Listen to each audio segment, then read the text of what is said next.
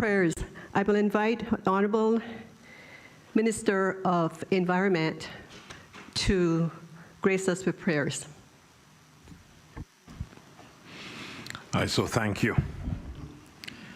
Almighty God, from whom all wisdom and powers are derived, we beseech thee so to direct and prosper the deliberations of the Legislative Assembly now assemble, that all things may be ordered upon the best and surest foundations for the glory of thy name and for the safety, honor, and welfare of the people of these islands.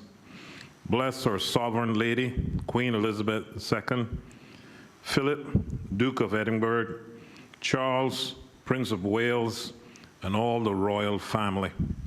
Give grace to all who exercise authority in our Commonwealth, that peace and happiness, truth and justice, religion and piety may be established among us. Especially we pray for the Governor of our islands, the Premier, the Speaker of the Legislative Assembly, the Leader of the Opposition, Ministers of Cabinet, ex officio members, members of the Legislative Assembly, the Chief Justice, and members of the Judiciary, that we may be enabled faithfully to perform the responsible duties of our high office. All this we ask for thy great name's sake. Let us say the Lord's Prayer together. Our Father, who art in heaven, hallowed be thy name, thy kingdom come. Thy will be done on earth as it is in heaven. Give us this day our daily bread, and forgive us our trespasses, as we forgive those who trespass against us. Lead us not into temptation, but deliver us from evil. For thine is the kingdom, the power, and the glory, forever and ever. Amen. The Lord bless us and keep us. The Lord make his face shine upon us and be gracious unto us. The Lord lift up the light of his countenance upon us and give us peace now and always. Amen. Please be seated. Proceedings are resumed.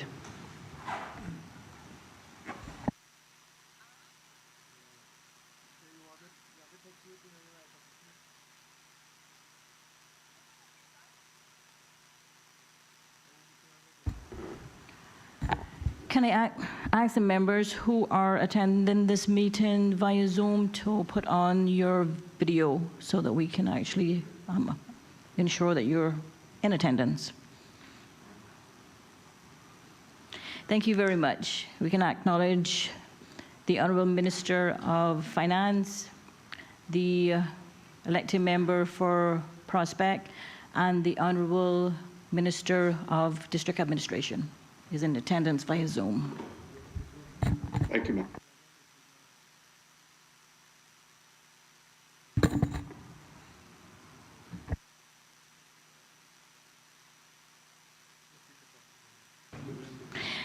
Administration of oaths or affirmations? None. Reading by the Honourable Speaker of messages and announcements. I have received apologies for the absence of the member from Northside. We were saddened to hear of the passing yesterday of Mrs. Mary Miller, the mother of the member for Northside. On behalf of all members of this Honourable House, I wish to express heartfelt condolences to him and his entire family. Losing a mother is the most difficult loss that anyone can experience, and the grief that he and his family are feeling is shared by every one of us. Please know that you are in our thoughts and prayers. Rest in peace, Miss Mary.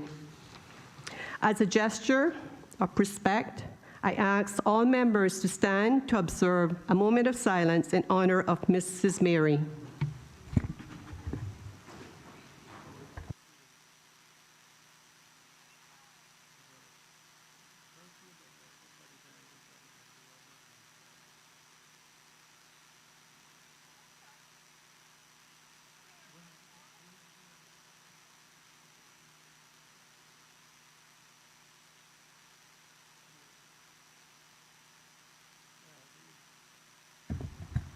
Thank you. You may be seated.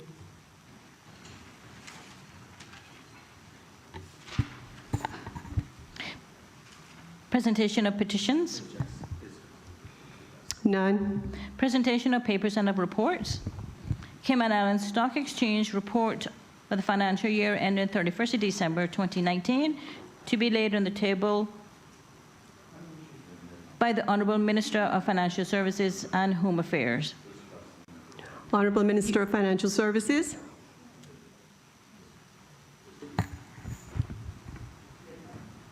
Madam Speaker, I rise to lay on the table of this Honourable House the annual report of the Cayman Islands Stock Exchange ending December 31st, 2019. So ordered. Does the Honourable Minister wish to speak thereto? Yes, Madam Speaker, but after I lay the financial statements to follow.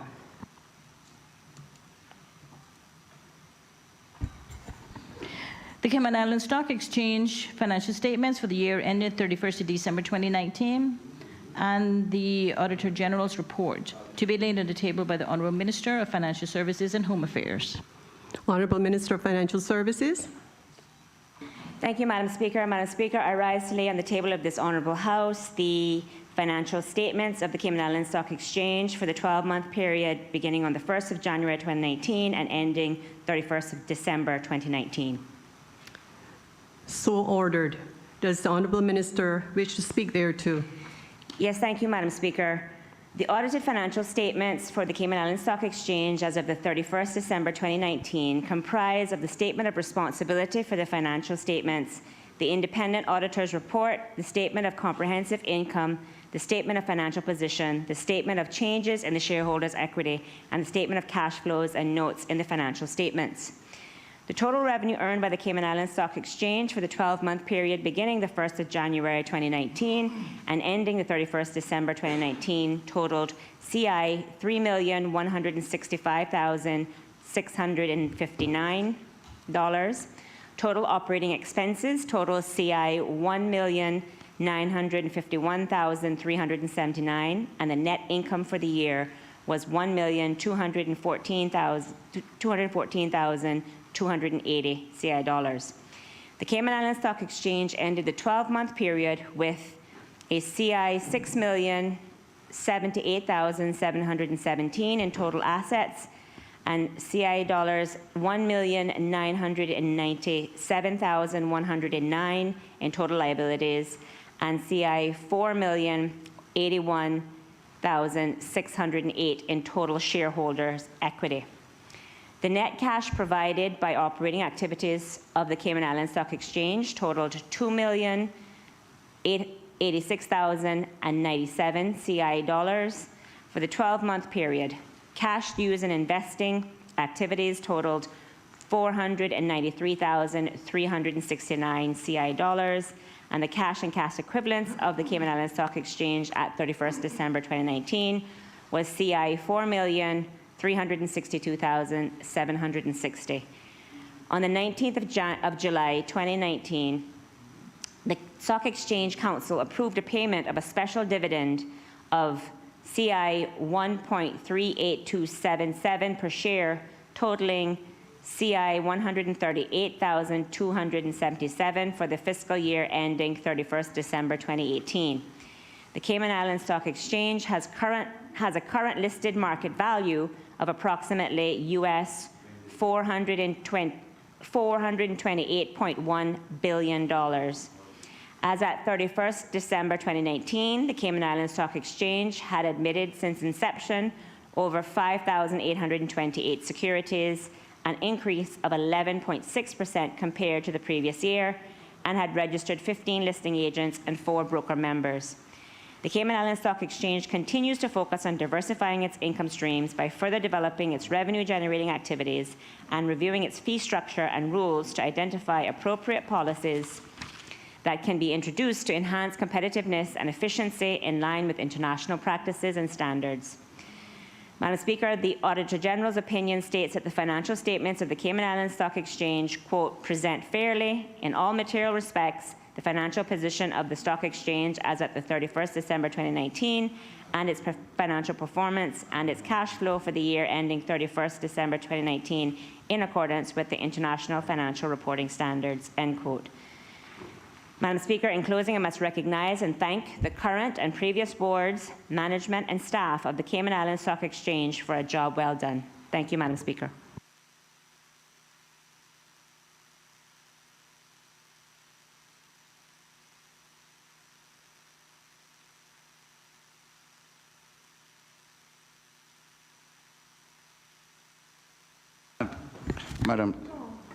Madam Speaker, if I may, you can't tell me no, you know. No, don't do that.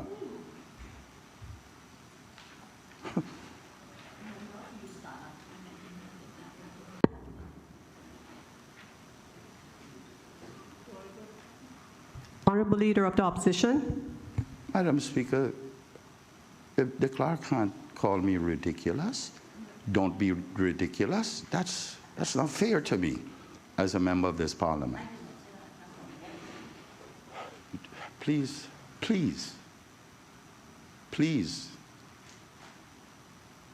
Madam Speaker, I'm not here to do the bidding of the staff. I promise everyone that. I'm here to do the bidding of the people work of East End, in particular, and the people of this country in general. And I hate to sound like a broken record, but once again, we are seeing reports laid. The operative word is laid. And it's a process, convention, in that when these things are laid,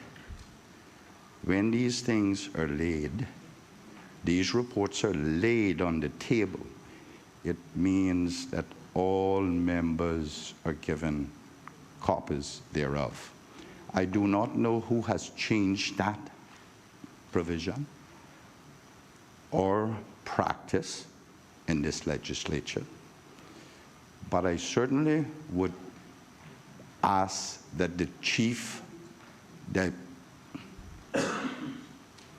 deputy governor, whose constitutional responsibility it is to oversee this legislature, that he look into the matter, because just on Monday we were in the same thing. There are a number of reports listed here that has not been distributed prior to, nor do I suspect that they will be distributed when they're laid on this table. And that is convention, that is the process in any legislature, but in particular in this legislature. And I would respectfully ask that it be continued until the membership of this legislature decides otherwise.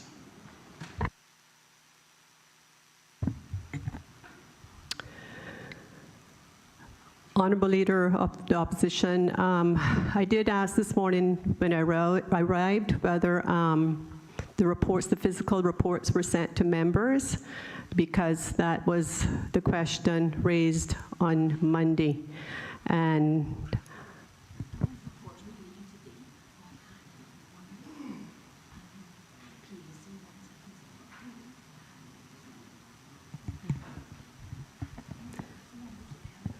so can I ask the members if you all have received physical copies of these reports?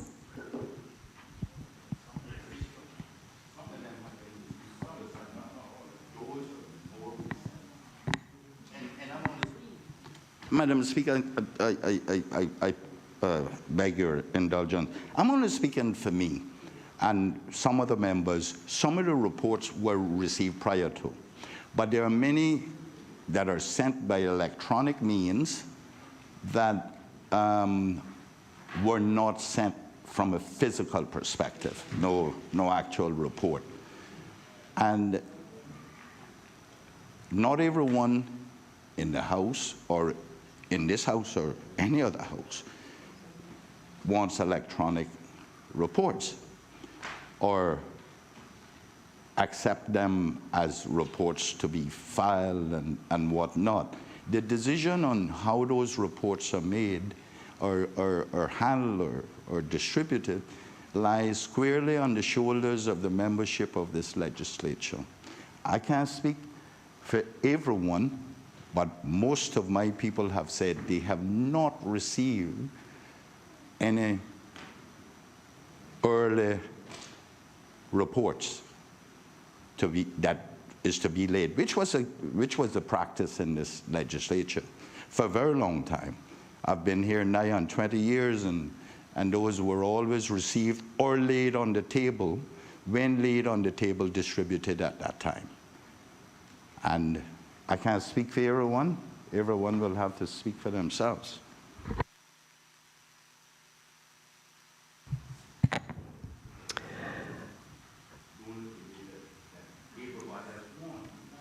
Honourable Leader of the Opposition, going forward, I want to ask Madam Clerk that she ensures that physical copies are distributed to all members of this House. That is, reports, papers, any sort of reports or papers that have to be tabled are given to each member, a physical copy given to each member. And I also understand that the reports for the PAC reports were given to members this morning. They were placed on your desk. So bear with me. You know, I'm new in this chair, but I will ensure that this procedure is followed going forward. Thank you. Madam Speaker, I thank you for that, and I am not particularly pointing a finger at the chair. I would never do that. That's why I asked the Deputy Governor to look into it, because it's his constitutional responsibility. It does not lie with the Speaker at this time until we make this autonomous. And the second reason why I brought it this morning again is because you instructed on Monday that happened. And here we are on Wednesday, and that instruction is yet to be carried out.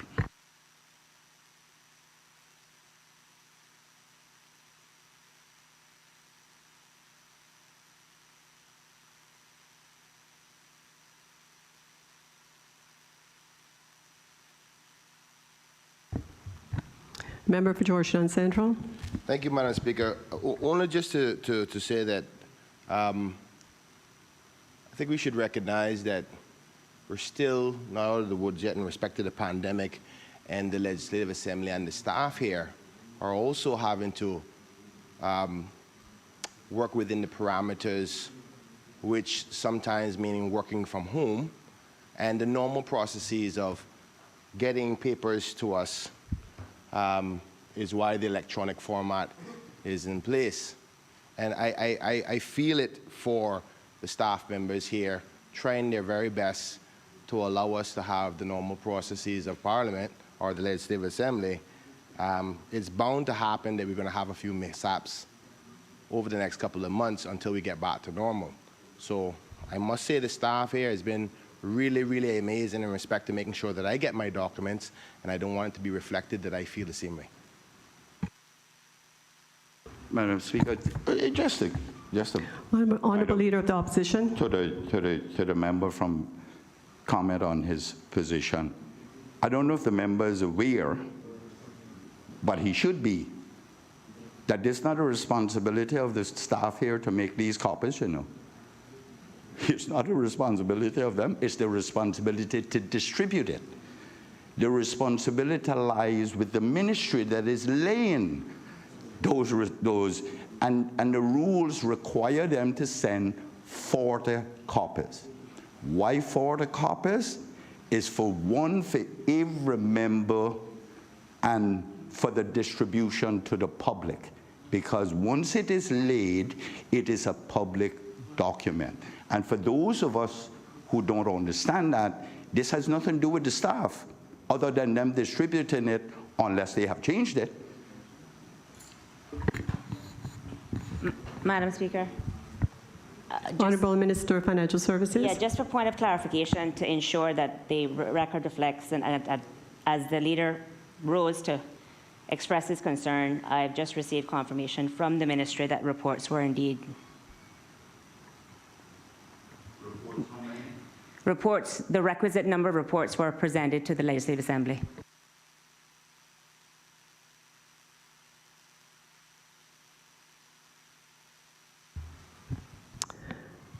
Ministers and ex officio members, can you please ensure going forward that 40 copies of whatever reports and papers that are going to be laid on the table, that they are delivered to the Legislative Assembly in a timely manner so that they can then be distributed to the members? Thank you.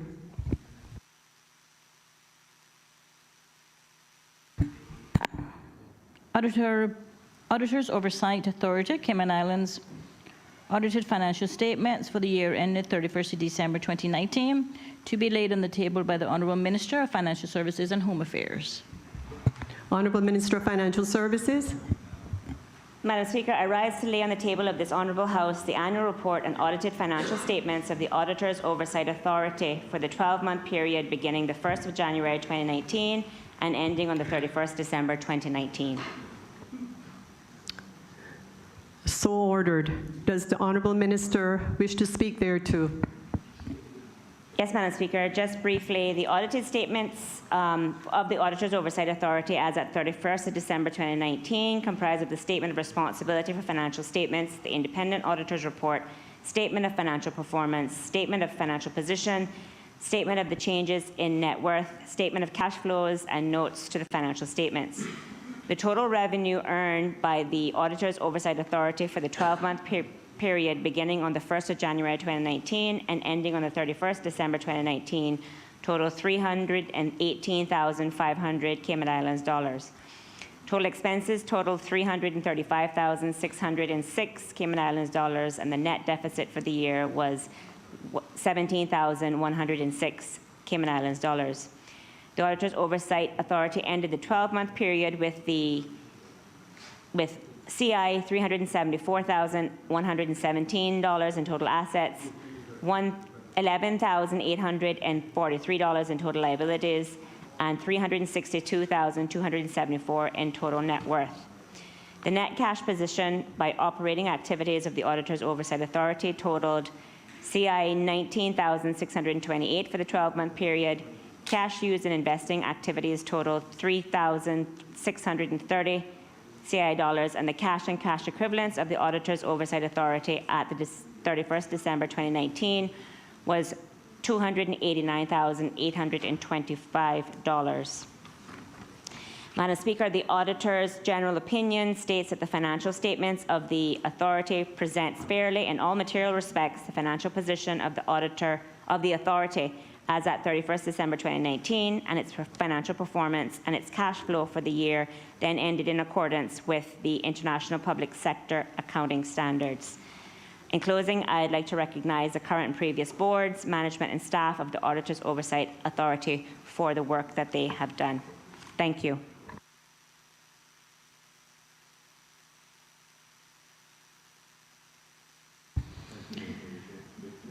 Public Service Pension Board, Securing Tomorrow Together, 2019 Annual Report, to be laid on the table by the Honourable Deputy Governor.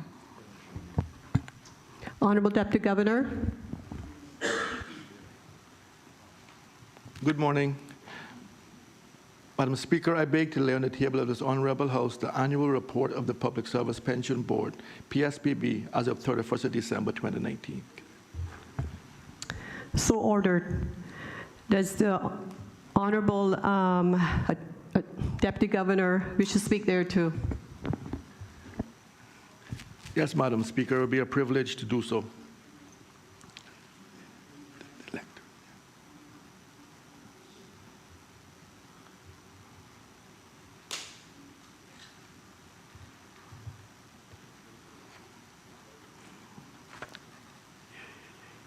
Thank you very much. Madam Speaker, please allow me to offer a brief explanation of the annual report, and I will also speak to the specifics of the financial statements as of 31st of December 2019. Madam Speaker, the Public Service Pension Board.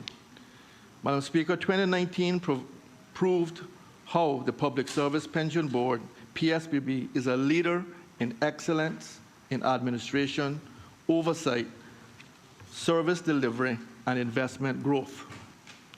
I'm honored today to share some incredible highlights from 2019 relating to the Public Service Pension Board and to further outline how well plan members are being positioned for their future retirement.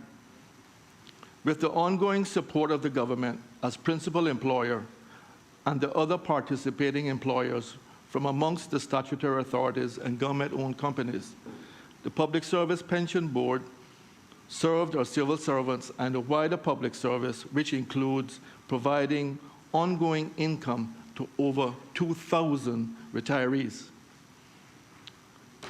Madam Speaker, first I want to highlight the administration team and their ability to have over 4,900 one-on-one meetings with individual plan members and opening a new office in Cayman Brac to ensure that the members of the sister islands receive the same level of services as those in Grand Cayman. I was able to participate in the grand opening celebrations of this new office, and since it's opened, the office has been a shining example of this government's and the PSPB commitment to serve the sister islands. Madam Speaker, also in terms of governance, there were significant changes to the Board of Directors composition that were required by the Public Service Pension Amendments Law 2019. Specifically, the law was amended to articulate that the responsibilities of the board be focused on strategy and ensuring accountability of executive management.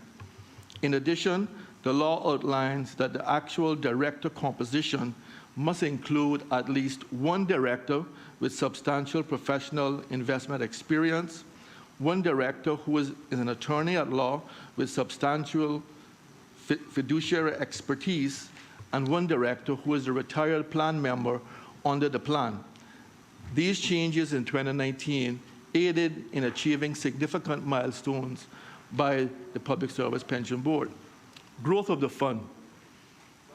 Madam Speaker, I am thrilled to advise that the Public Service Pension Fund is not only in good financial health, but 2019 was an amazing year with strong investment returns.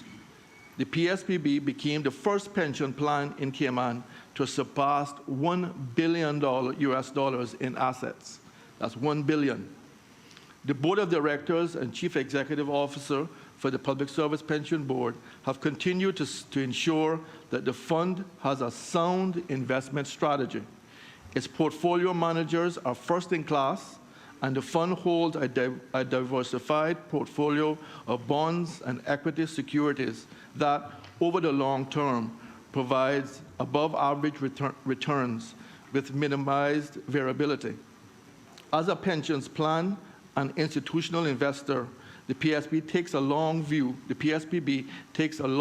on investments, and as such, our investment team has a record of consistently delivering positive growth while preserving capital and protecting retirement savings for our members. Madam Speaker, the PSPB was well positioned in 2019 and capitalized on a great market year. As a result, the total growth of the fund in 2019 was over $228 million US, and after expenses, this equates to a 26.8% overall fund return. Other key financial information in respect to the PSPB for the year ending 31st of December 2019 is as follows. Total contributions to the pension plan in 2019 was CI 62.8 million. Total benefits paid to plan members is CI 36.4 million. transfers of nearly CI 1.4 million from other pension plans in 2019. Total investment income was 179 million. The operating and investment expense was CI 10.1 million. This brought the net assets available for benefits as of 31st of December 2019 to CI $860.9 million. The Auditor General's opinion. Madam Speaker, the Auditor General issued an unqualified opinion on the financial position of the Public Service Pension Board as of 31st of December 2019. The Auditor General has stated that the financial statements present fairly in all material respects the financial position of the PSPB for the period under review. During a challenging start to 2020, I want to acknowledge the Chief Executive Officer and her dedicated team at the Public Service Pension Board. During the COVID-19 shelter-in-place regulations, staff of the Public Service Pension Board worked diligently to ensure all statutory deadlines for the preparation, submission, and completion of the audit of the financial statements were met. Public Service Pension Board staff consistently delivered essential services to the membership during this period and also worked to personally contact each and every pensioner the PSB serves to ensure that this at-risk, vulnerable, and critically important group was supported and offered assistance if it was needed during this critical time. Madam Speaker, with your permission, I want to repeat that. During the shelter in place, the staff of the Public Service Pension Board worked to personally contact each and every pensioner that they serve to ensure that they were well taken care of during this difficult time. That really shows great responsibility and care by our Public Service Pension Board. This gesture, in addition to early paydays through June, as well as the 5.56% augmentation of cost of living increase and the continued support during these turbulent times, was greatly appreciated by the pensioners and represented the Public Service Pension Board brand exceptionally well. Madam Speaker, I feel it is also important to take a moment to reassure this Honorable House that the 2019 financial success by the Public Service Pension Board are not lost. Based on the realities of the market shifts in 2020 relating to COVID-19, I am proud to share that as of June 2020, the PSPB Board of Directors meeting, it was confirmed that the fund has already rebounded and is actually 0.4% above the fund's 31st of December 2019 figures. Madam Speaker, that means that despite incredible challenging times in 2020, the PSPB fund is resilient and well positioned for downside protection and eventually upside capture as the world economies and markets rebound. Madam Speaker, with a strong team and a strong investment strategy, the Public Service Pension Board is now also moving ahead with a major initiative of implementing a new pension administration system over the next 18 to 24 months that will greatly enhance the way the Public Service Pension Board does pension administration and the plan members' experience. As this system will improve efficiency, timeliness, accessibility, and communication for plan members. It is a project that I'm confident will be delivered to exceed expectations, and I look forward to sharing results of this system in the future. Madam Speaker, in closing, my sincere congratulations and appreciation go to the PSPB leadership team for another strong year and great long-term outlook. I thank you, Madam Speaker.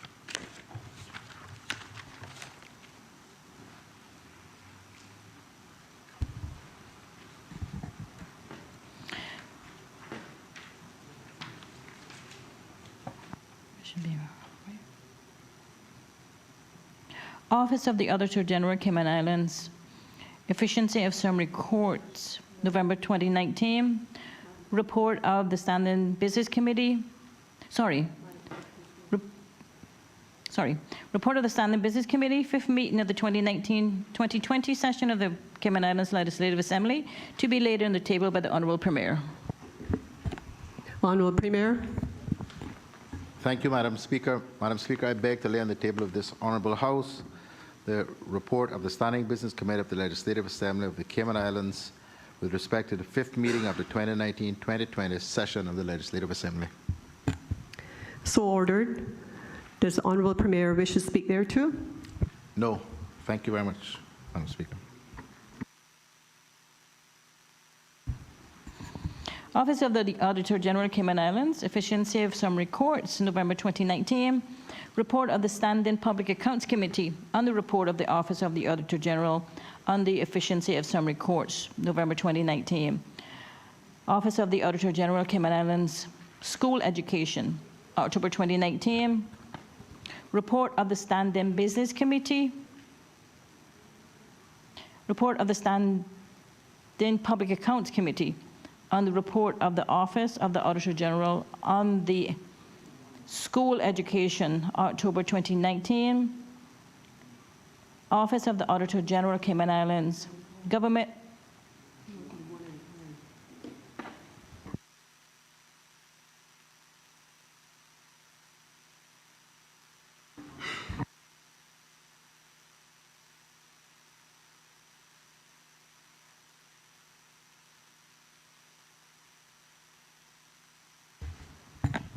Member for Buddentown West. Thank you, Madam Speaker. On behalf of the PSC chairman, the member for Northside, I rise to lay on this honorable house the report of the Office of the Auditor General, Cayman Islands, Efficiency of Summer Courts, November 2019 report.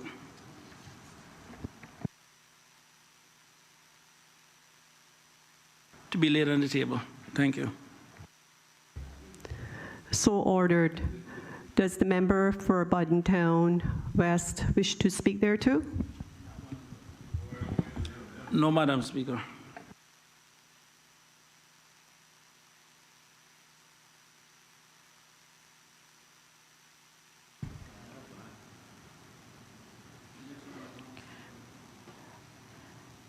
Office of the Auditor General, Cayman Islands, School Education, October 2019. And the report of the Standing Public Accounts Committee and the report of the Office of the Auditor General on the School Education, October 2019, to be laid on the table of by the Chairman of the Standing Public Accounts Committee.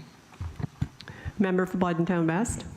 Thank you, Madam Speaker. Actually, the report that I actually wanted to lay on the table is the report of the Standing Public Accounts Committee, report on the Office of the Auditor General on the efficiency of summary courts for November 2019, the actual PSC report.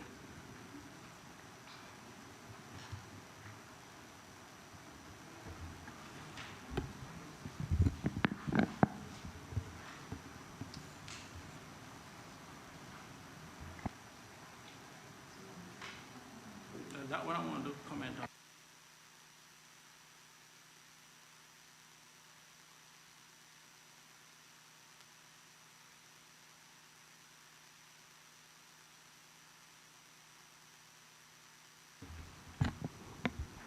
Member for Buddentown West.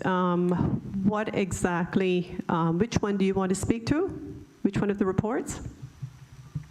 Madam Speaker, I'd like to speak on the actual public accounts, the actual report of the committee, of the Standing Public Accounts Committee on the different reports.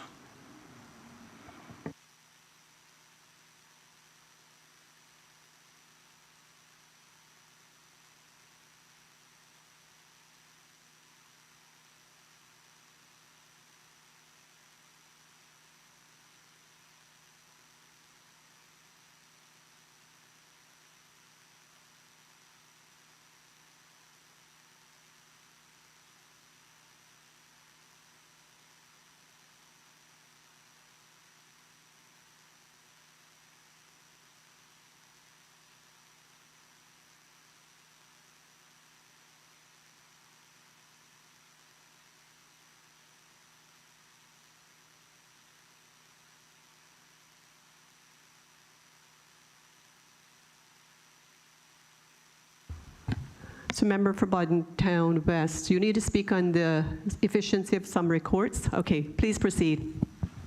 Thank you, Madam Speaker, and apologies for the confusion. I just want to read briefly, Madam Speaker, the PAC recommendations on the Office of the Auditor General report on the efficiency of summary courts for November 2019. And the PAC recommendations are as follows. The importance of an efficient and effective justice system in promoting a fair and democratic society and contributing to economic growth is well documented. Fair, accessible, and efficient courts serve to create positive relations among citizens and between the individual citizens and the state, helping to build public trust and confidence in the courts. The objective of the Office of the Auditor General's audit was to evaluate the efficiency of the Cayman Islands judicial system in handling summary court, including traffic court cases. The committee fully endorses the 9 recommendations made by the Auditor General as set out in Appendix 2 of the OAG report and encourage judicial administration and the government to implement those as soon as possible. The committee is concerned about the volume of court adjournment and the lack of information on the reason for adjournment. The committee recommends that judicial administration collects information on the reason for the adjournments and use this information, decision-making, and improve practices. The committee is concerned about progressing with the development of a new court facility when it does not appear to have a strong, up-to-date outline business case that justifies the investment needed. The committee recommends that judicial administration work on the government's major project office, ensures that the outline business case for the project is updated to include long-term projections on demand. These projections should include potential caseload, the implications of plans to remove traffic cases from the court process, and potential new ways of working that have been adopted during the recent COVID-19 pandemic. The committee is concerned that the accountability arrangement for judicial administration appear to be blurred, and in particular the role of the court administrator as chief officer and to whom she is accountable.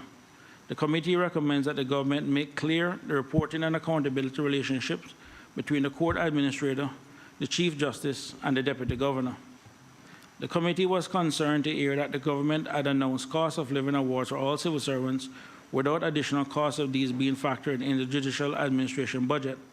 The committee recommends that the government properly budgets for pay awards to civil servants, factors these in the budgets, and to provide appropriate funding to entities. The committee is most appreciative of the efforts of the Auditor General and her staff in presenting a very fair, comprehensive, and informative report, and for the support, assistance, and constructive advice given throughout its deliberations. The committee also thanks the staff of the Legislative Assembly for the assistance provided. Thank you, Madam Speaker.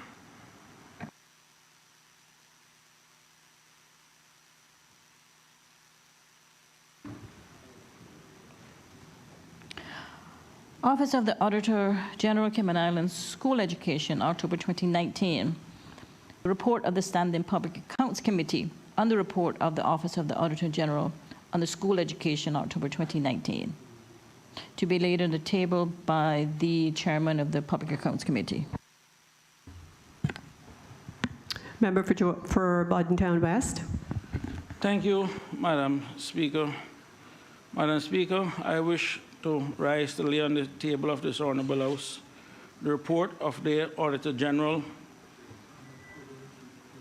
on the School Education October 2019 report. So ordered. Does the member wish to speak there too? No, Madam Speaker.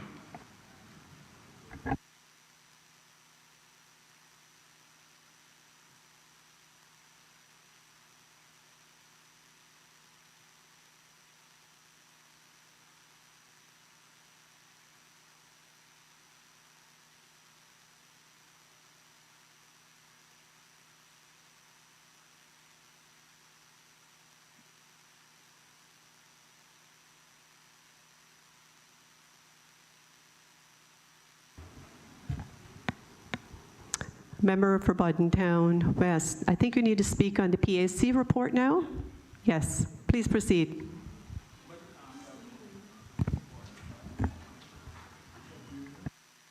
Thank you, Madam Speaker. I rise to lay on the table of this Honorable House the report of the Standing Public Accounts Committee on the report of the Office of the Auditor General on the School Education October 2019 report.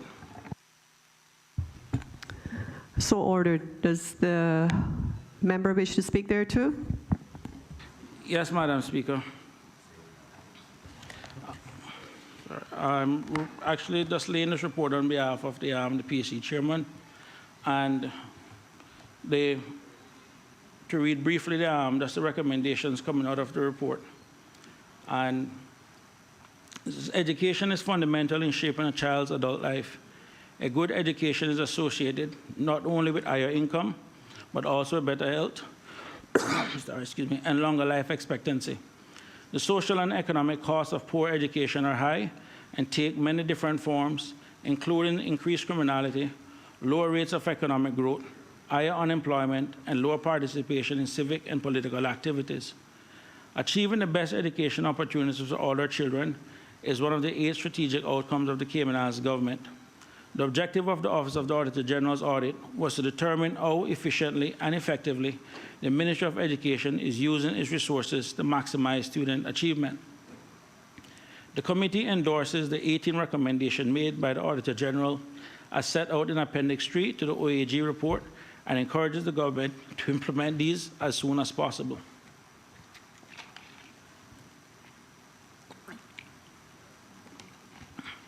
The committee acknowledges that all teachers receive training on Caymanian culture as part of their induction, but express concerns that teaching staff do not always appear to fully appreciate the national culture. The committee recommends that the Ministry of Education should ensure that all teachers receive regular cultural sensitivity training. The committee acknowledges that measures have been taken to protect the safety of students and teachers, but is concerned that more could be done in this area. The committee recommends that the Ministry of Education should formally consider the use of cameras in school to further protect students and teachers. The committee is concerned that the private sector employers may not be invested in Caymanian talent or providing Caymanian staff with adequate access to scholarships.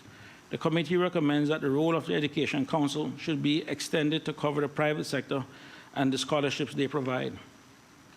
The committee is most appreciative of the efforts of the Auditor General and her staff in presenting a very fair, comprehensive, and informative report, and for the support, assistance, and constructive guidance given throughout its deliberations. The committee also thanks the staff of the Legislative Assembly for the assistance provided. Thank you, Madam Speaker.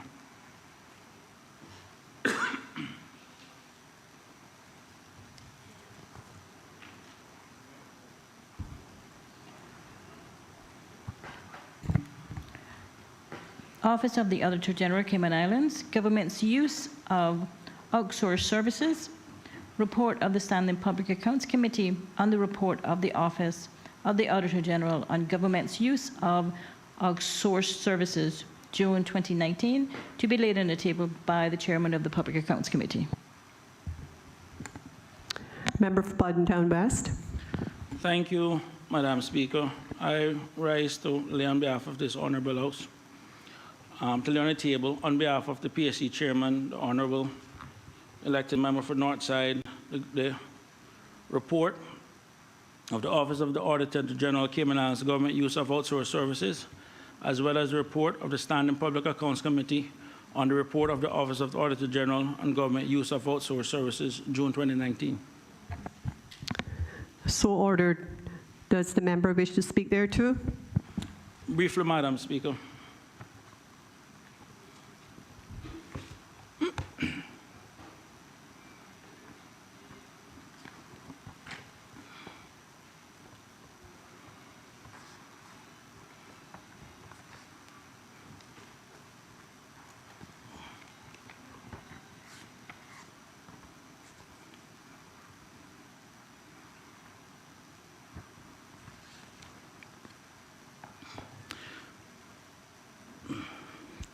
Madam Speaker, the Cayman Islands government outsources some of its services to private sector contractors. It is essential that the government receives value for money from these outsourced services. The government remains responsible for the services that it outsources and therefore needs to have appropriate accountability arrangements in place. The objective of the Office of the Auditor General's audit was to determine how effectively the government uses outsourced services and ensures that it is obtaining value for money. The Public Accounts Committee endorses the 15 recommendations made by the Auditor General as set out in Appendix 3 in the OAG report and encourages the government to implement these as soon as possible. The committee is concerned that it took 2 years for the procurement regulations to support the Procurement Law 2016 to be developed, potentially delaying the improvement of procurement practices in the government and wider public sector. The committee recommends that civil servants provide a clear timeline for the development of all supporting documents and activities needed to bring legislation fully into force when it presents draft legislation to the Legislative Assembly. The government should ensure that it achieves value for money from delivery of services. It is also a critical role to play in providing jobs for Caymanians. The committee recommends that the government should routinely assess those services that it has outsourced to determine whether it would be better to deliver those services in-house. The committee is most appreciative of the efforts of the Auditor General and her staff in presenting very fair, comprehensive, and informative report, and for the support, assistance, and constructive guidance given throughout this deliberation. The committee also thanks the staff of the Legislative Assembly for assistance provided.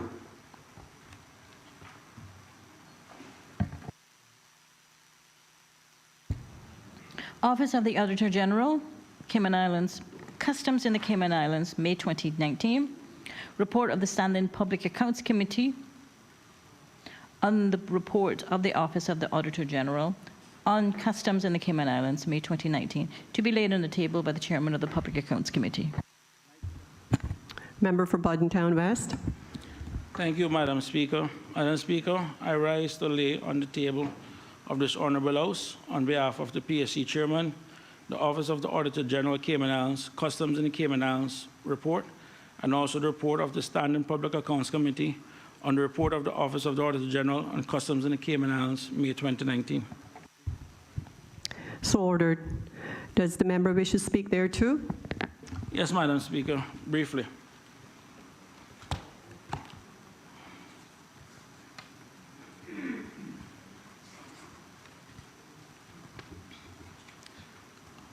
Madam Speaker, Customs is often the first official organization encountered by people when entering a country and by traders importing and exporting goods.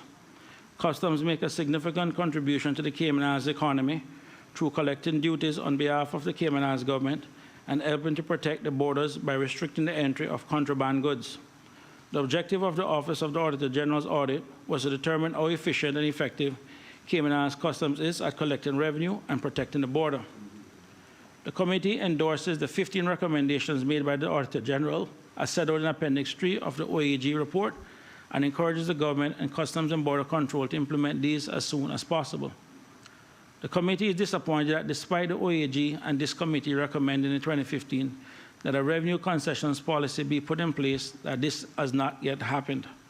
The committee notes that a policy had been drafted, but is concerned that it may not be sufficiently detailed to provide the clarity and robustness to the process that is needed. The committee urges the government to approve and implement this policy as soon as possible. The committee is concerned that the awarding of some concessions are not in line with legislation, specifically the Hotels Aid Law Revision 1995. The committee recommends that the government ensures that it is complying with the Hotels Aid Law and when awarding concessions or repeal this legislation. The committee is concerned that concessions are being awarded with conditions, for example, creation of jobs for Caymanians, but these are not being followed up or monitored by the government. The onus should be on the recipients of concessions to provide regular updates on how they are meeting the conditions of the concessions awarded, and any anomalies should be followed up in the relevant government agency. The committee recommends that the government request all recipients of concession to provide regular updates on any conditions of concessions awarded, and that these should be in electronic format. The government should then monitor progress against these conditions and follow up with concession recipients as necessary. The committee is concerned that there is not a shared understanding of the concessions being awarded across government, including conditions of concession, which is resulting in a lack of monitoring. The committee heard that cabinet extracts of approved concessions are shared with relevant chief officers, but this does not allow for detailed monitoring. The committee recommends that the Ministry of Finance and Economic Development share approval letters for concession with other government entities, such as work, so that the conditions can be monitored, followed up as necessary, and monies clawed back if the conditions have not been met. The committee is concerned that duty rates are outdated and those used for alcohol and fuel are not based on appropriate measurement, as duty is calculated on volume rather than value. This may result in lower revenues than could be achieved.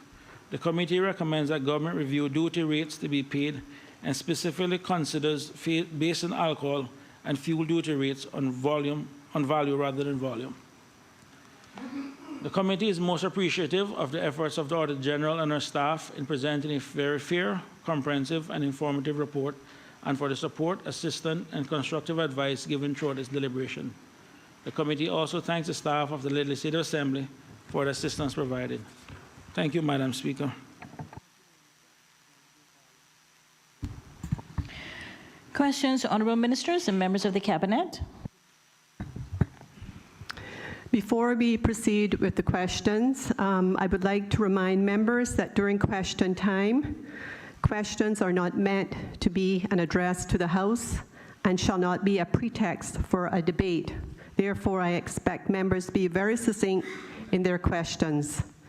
Members may wish to familiarize themselves with Standing Order 22 under content of questions. Please proceed, Madam Speaker. Madam Clerk.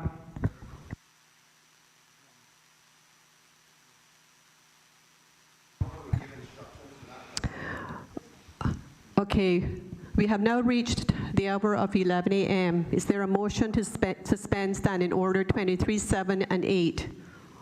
Honorable Premier. Madam Speaker, I beg to move the suspension of Standing Order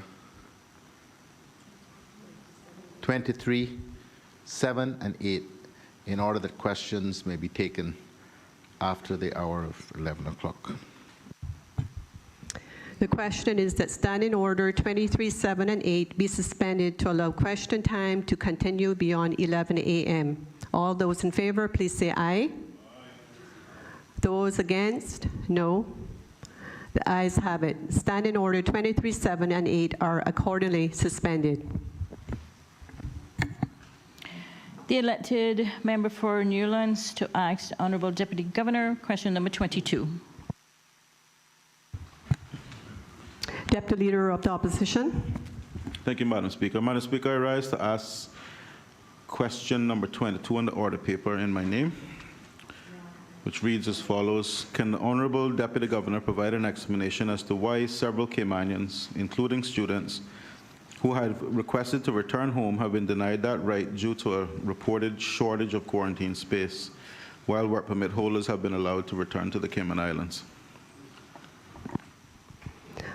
Honorable Deputy Governor.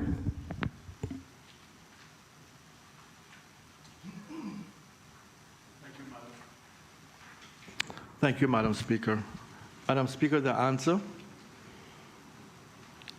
Madam Speaker, in addressing the member's question, I believe it will be helpful if I first offer some background information regarding how the repatriation process for Caymanians, permanent residents, and work permit holders are managed by the Civil Service. With regard to the prioritization of inbound passengers, the overarching objective has always been to prioritize the safe return of Caymanians and permanent residents. These were people who were inadvertently stranded overseas due to border closures or who were otherwise vulnerable in their circumstances. By extension, the spouses and/or dependents of Caymanians and permanent residents were also given priority. Priority was also given to non-residents and persons holding work permits where such persons were required for the delivery or continuity of essential services in either the public or private sector. These requests were reviewed by the Office of the Deputy Premier, and non-resident workers were only permitted to enter the country where this approval had been obtained. Example of non-Caymanian essential workers who were allowed into Cayman prior to Cabinet's decision to allow work permit holders to return, including additional lab specialists for the HSA, contractors for the airport runway expansion project, contractors to assist at the landfill, and workers needed to carry out critical maintenance at one of Cayman's utility companies. Additionally, work permit holders who had to leave Cayman on emergency medical flights to obtain treatment abroad were allowed to re-enter Cayman upon completion of their medical treatment. In each of these cases, approval was obtained from the Office of the Deputy Premier. Madam Speaker, having provided that background, I would like to confirm that I'm not aware of any instance where a Caymanian or permanent resident has been denied entry to the Cayman Islands. What I am aware of are instances where some Caymanians and permanent residents may not have received their first choice in terms of flights, or may have experienced delays in the process due to a number of reasons, which I will now outline for this honorable House. Madam Speaker, one of the reasons repatriation has been difficult or delayed for some of our Caymanians is their current location. Based on the list of Caymanians registered to return, we have noted that some are located in Australia, Barbados, Colombia, Costa Rica, Cuba, France, Honduras, Italy, Kenya, New Zealand, Nicaragua, Panama, Philippines, South America, Trinidad, TCI, the United Arab Emirates, and even Vietnam. Because of border closing and severely reduced flights offerings, it is particularly challenging to repatriate these individuals.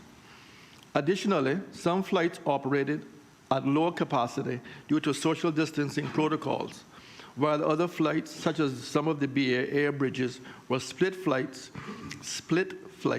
which returned residents to other jurisdictions such as Bermuda or TCI before continuing on to Cayman. Madam Speaker, adding to these reasons, in a few cases, persons who were offered seats on returning repatriation flights subsequently requested that their return to the Cayman Islands be delayed for various reasons. An additional complication where the member highlighted in his question was a shortage of rooms in the isolation facilities. To better understand the room shortage, Madam Speaker, I would like to outline some of the challenges the government faced with securing and retaining sufficient room stock, noting that, coincidentally, the challenge arose around the same time that Cabinet announced that work permit holders would be allowed to return to Cayman. The first major setback occurred when our arrangement with one of our 3 isolation facilities came to an abrupt end due to issues beyond our control that could not be resolved with hotel management. In less than 24 hours, Madam Speaker, we had to relocate all occupants of the facility and stand down that operation. As you might imagine, that was no small task, and I'm sure it was quite disruptive for the people who were staying at that facility. I am very proud to see how quickly everyone involved was able to solve the problem and implement the solution, and I want to thank and commend everyone who was involved for their tremendous efforts that made it possible. The second and most substantial setback in our isolation facilities room stock was when the largest of our facilities went offline and was no longer available to us because property management needed to reclaim the hotel for renovations and maintenance. While we were able to successfully negotiate 2 extensions to carry us through to mid-May, we were unable to negotiate a 3rd extension. With two of our 3 facilities coming offline in mid-May, the government was left with 1 isolation facility, which at that time had only 80 rooms available for the purpose of isolation. Adding pressure to our room stock was the fact that where persons tested positive at the end of 14 days, they were required to remain in isolation until they could obtain 2 consecutive negative COVID results. This, coupled with the fact that all rooms had to be deep cleaned and sanitized between stays, further encumbered rooms. Madam Speaker, our attempts to locate alternative locations under the same terms and conditions were unsuccessful, as most hotels were preparing their properties to offer staycation packages as part of the new normal. Although we were unable to stand up additional government-run isolation facilities, we were able to negotiate a private offering with one hotel to make 32 rooms available at cost to occupants, Caymanians, permanent residents, and work permit holders alike, but alike may avail themselves to these rooms as long as they are available and they can afford a minimum of CI $3,150 for their stay. As you can see, Madam Speaker, that cost may have been prohibitive for many, ruling it out as a viable option, especially compared to the free isolation option available at the government-run facility. I would like to take this opportunity to express my gratitude to the owners and management of the facilities and service providers that have been supporting us in providing the isolation facilities. I believe that this has been an important and effective tool in our efforts to suppress the COVID-19 virus in the Cayman Islands, and it would not have been possible without the cooperation and support of our partners in the private sector. I also wish to extend my gratitude and appreciation to the team of public servants who readily agreed to being redeployed to run these facilities over the past 3 months. Many of them have worked countless hours away from their families to keep the isolation facilities running as a well-oiled machine and to help keep the Cayman Islands safe and healthy. We simply could not have done it without their hard work and commitment, and I want to thank them all. In conclusion, Madam Speaker, our priority was always to repatriate our Caymanians as the first priority. Since our borders closed, everyone has worked together to facilitate the safe return of some 640 residents, the vast majority of whom are Caymanians, married to Caymanians or permanent residents, as explained, with more to come as the repatriation efforts continue. There is no question that we encountered challenges as we did this in the midst of an unprecedented crisis. But I'm very proud of what the Cayman Islands has been able to achieve and the men and women who each day seem to make the impossible possible. Every week, additional flights land and civil servants teams welcomes more of our people home in a manner which keeps them and their loved ones who they are rejoining here at home safe. Thank you, Madam Speaker. Are there any supplementary questions? Deputy Leader of the Opposition. Thank you, Madam Speaker. Madam Speaker, and I won't get into a forensic analysis of the answer. I'll just follow up by asking, how many Caymanians do we have now on the waiting list to be repatriated? Honorable Deputy Governor. Thank you, Madam Speaker. Madam Speaker, the answer. There are 660 people looking to return to Cayman, of which 295 are Caymanians. Note that some of these are students who have not yet finished their studies, but who have proactively registered in hopes of returning in the next few weeks. Also note that more than half of these persons only registered in last month, in June.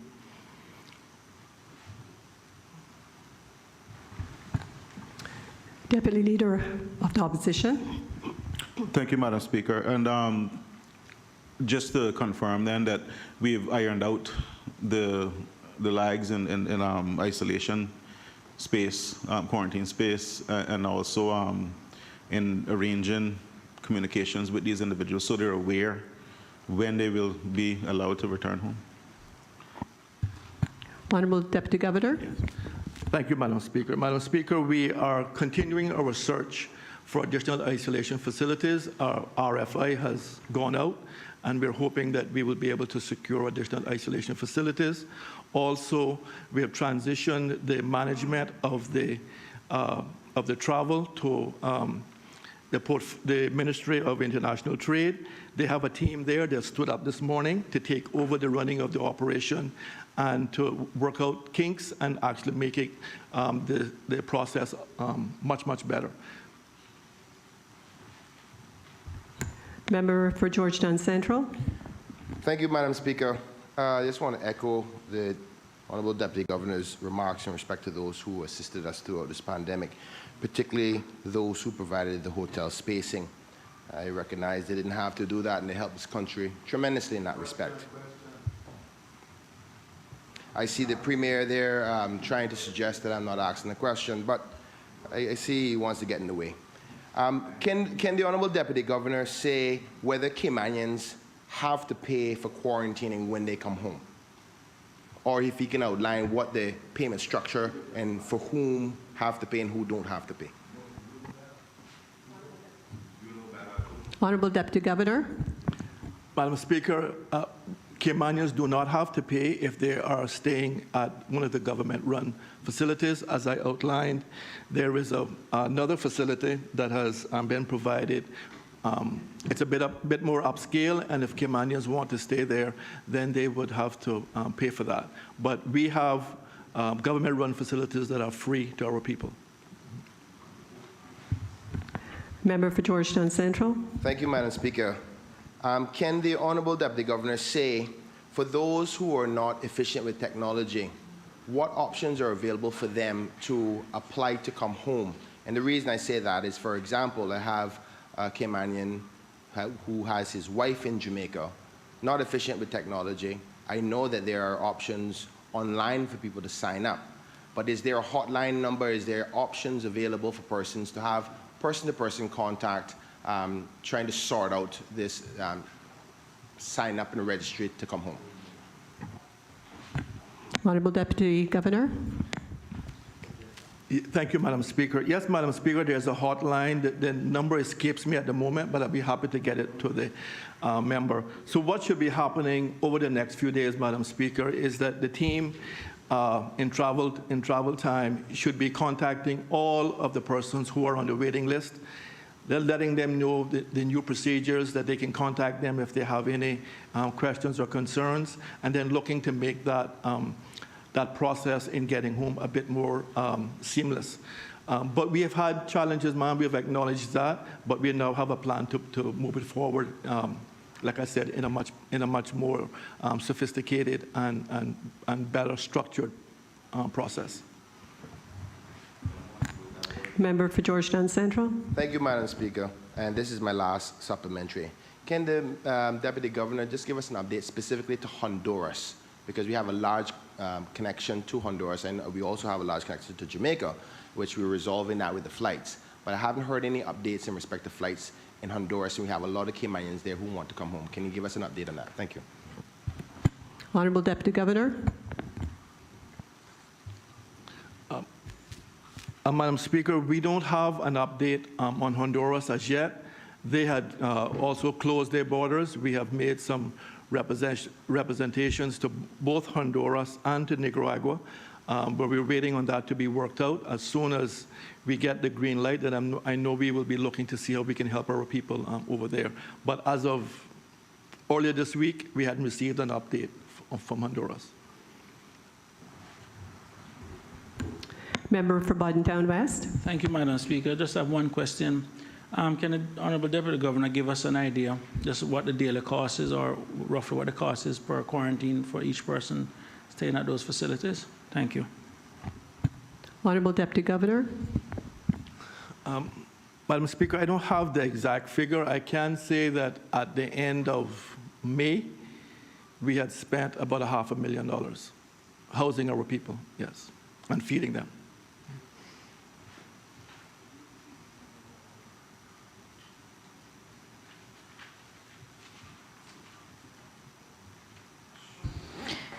The elected member for Newlands to ask the Honourable Minister of Employment, Border Control, Community Affairs, International Trade, Investment, Aviation, Maritime Affairs. Question number 23. Deputy Leader of the Opposition. Thank you, Madam Speaker. I rise to ask question number 23 to the Honourable Minister for Employment, which reads as follows. Can the Honourable Minister state what measures are being taken to ensure that the Department of Labour and Pensions and the Work Department have sufficient resources to deal with any increase in reported employment-related violations?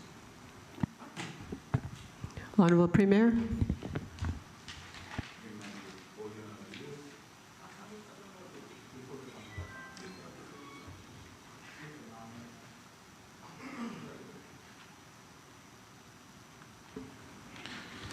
Thank you, Madam Speaker. The answer: Workforce Opportunities and Residency Cayman, known as WORK,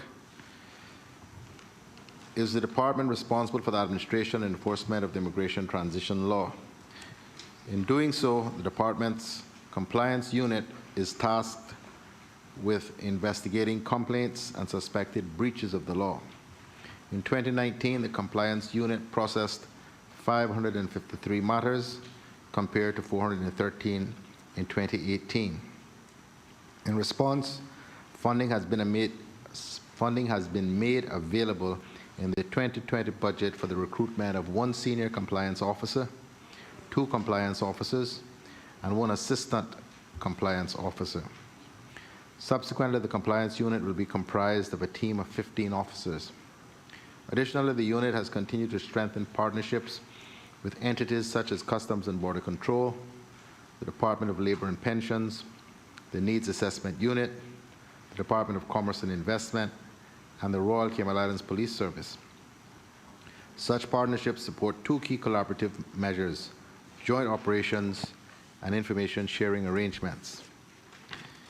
On the other hand, the Department of Labor and Pensions is responsible for the administration and enforcement of both the labor law and the national pensions law. As such, the department's investigation units are tasked with investigating matters of employer compliance arising under each of the laws. In 2019, the units collectively referred 66 cases to the Director of Public Prosecutions for prosecution, compared to 33 in 2018. In response, funding has been made available in the 2020 budget for the recruitment of 2 senior labor and pensions inspectors. At the same time, the department has undertaken to standardize relevant job descriptions and cross-train investigators to enable greater operational human resource capacity. Additionally, the department is preparing to undertake an exercise within this year to evaluate the current organizational structure, business processes, and information sharing arrangements with a view to streamlining service delivery, including the conduct of investigations. Deputy Leader of the Opposition. Thank you, Madam Speaker. Can the Honourable Minister say if of all these positions that funding has been made available for, how many of them have been filled? Honourable Premier.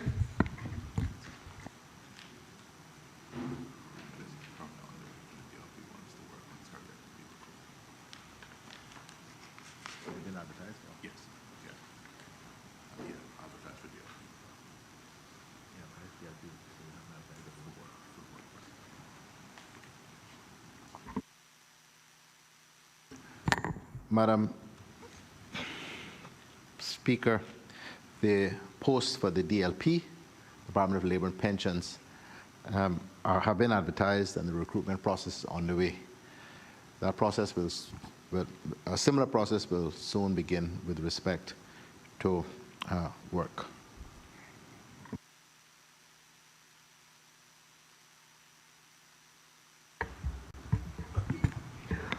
Honourable Leader of the Opposition. Madam Speaker, just briefly, if the Premier can say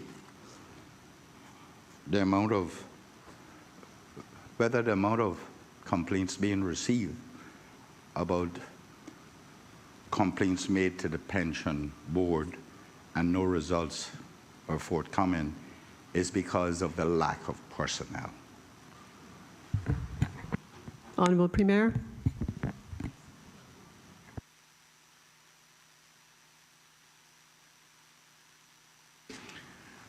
Madam Speaker, I'm advised, no, it's not to do with personnel. If there are outstanding complaints that haven't been dealt with, it would be some other reason, not a shortage of personnel. People are working remotely and from home, and that does create sometimes some problems, not just with respect to this matter, but with respect to all matters. As good as we like to say working from home is, it does sometimes cause some delays in the processes.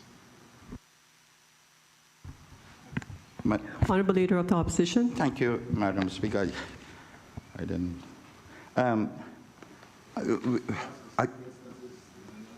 well, Madam Speaker, that's what I'm trying to say to the Premier. I am not talking about current complaints on the pension. I'm talking about complaints that have been ongoing for years. Yeah.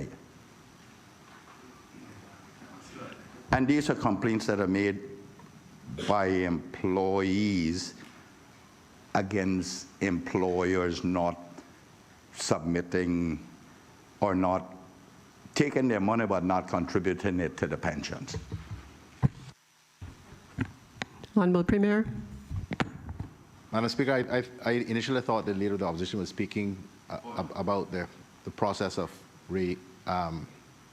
what's it called again? Withdrawal of pensions, because that is actually with one significant exception, with Fidelity, that is going quite well. If there are instances of employers who are taking the pensions money and not contributing it, that's a criminal offense. Absolutely. Thank you. That needs to be reported to the DPP, yes. Fraud. Yeah. But Member for Georgetown Central. 1 minute. Well, one would normally lodge the complaint, as the Leader of the Opposition has said, with the Department of Labor and Pensions, and a report would be prepared, and that would normally be sent up to DPP for a ruling as to whether or not a case is made out that they should bring forward. That's how the process should work. Member for Georgetown Central. Thank you, Madam Speaker. First, before I ask the question, I just want to congratulate the hard-working staff of the Pensions Department for dealing with this matter and getting people through the process. Can the minister say what do individuals without an ID, any kind of formal identification here in the Cayman Islands, do in order to withdraw their pensions? Because you have to have a signatory by a JP or a justice or a notary in order for you to withdraw your pension under the law. What has the Department of Pensions done to rectify for those who don't have an ID? Honourable Premier. Madam Speaker, I think the member has the show on the wrong foot. A person who does not have any form of ID in Cayman needs to work very, very assiduously to obtain that, either by virtue of their birth certificate, a passport, a driver's license, a voter's ID. There is a means of getting identification, and the onus is on the individual who does not have the ID to take every step he or she can to obtain an ID, not to put the onus on the department to find a way of ensuring that the person is who the person says they are without the benefit of any form of identification. Member for Georgetown Central. Thank you, Madam Speaker. I agree wholeheartedly with the Honourable Minister in respect to the onus is on the applicant. But unfortunately, the pandemic has created a number of hurdles for those processes to happen. For example, I'm going to give this Honourable House a circumstance which the Chief Officer is well aware of. A Caymanian who has a driver's license that has been disqualified and been taken from him, a passport that is expired and cannot get a new one at this particular point with the pandemic, and is not registered to vote and will not be on the list until October 1st. So where else would they get an ID from? That's why I brought the question to the minister. Now I ask him again, how can that applicant get the ID? Honourable Premier. Madam Speaker, the member has named two pieces of ID that the individual he's alleging has this problem already has. One is an expired passport. That still says who you are. And it is still good. And a driver's license. So there'll be a record that the individual has a driver's license. Plus, they should have a birth certificate if they were born in the Cayman Islands. That is also accessible. Now, the department will and does make allowances for exceptional circumstances, but they do not and cannot simply waive the requirement to have an ID. Member of Georgetown Central. Thank you, Madam Speaker. I thank the minister for his answer, but I don't want him to believe that I am suggesting that it should be waived. All I'm trying to suggest that we have a problem that the chief officer is well aware of, and I don't have an answer yet. In this case, the individual does not have a driver's license nor an expired passport to present. I've offered to find out whether or not somebody can certify an expired one, but as we know, the pensions offices are not accepting expired licenses or passports, so that's irrelevant as well. Now, I would suggest, Madam Speaker, that if there was somebody who could notarize a picture, I'm only looking for the solution here. I'm not trying to present a problem, but I have been trying my best on behalf of those who don't have IDs, and there's still no options as to the answer.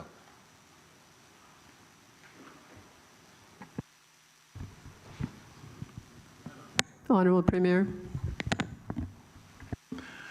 Well, Madam Speaker, I've been advised by the Chief Officer that many of the hurdles to renewing passports and the like that were the case even a couple of weeks ago are no longer the case because the offices are back and operational. But if they were not, then obviously it would be an exercise of discretion by the director of the department to say, well, if you don't have a current passport, simply because it expired, we will still accept this as identification that you are who you say you are. Yeah, but the complaint would have to be lodged, obviously, with the pensions office so that they can then deal with the individual private pensions. Because I know some of them can be difficult, right? So, unnecessarily. Member for Bodden Town West. Thank you, Madam Speaker. Just out of curiosity, Madam Speaker, of the 33 cases that were referred to the Director of Public Prosecution in 2018, can we get just a brief update or roughly what became of those cases? Were people prosecuted or what came out of them? Thank you. Honourable Premier.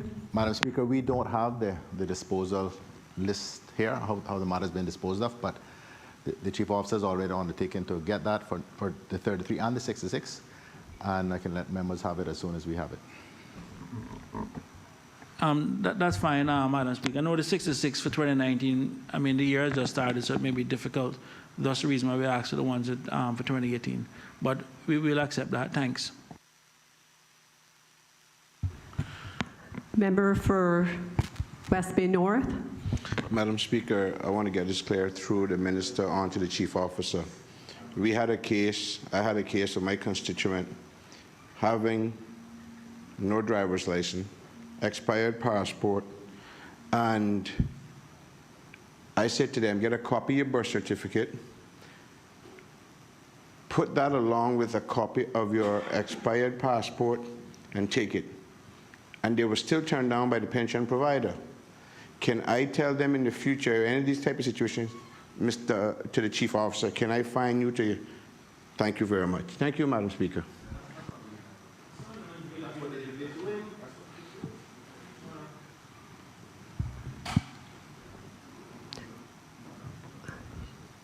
Honourable Premier.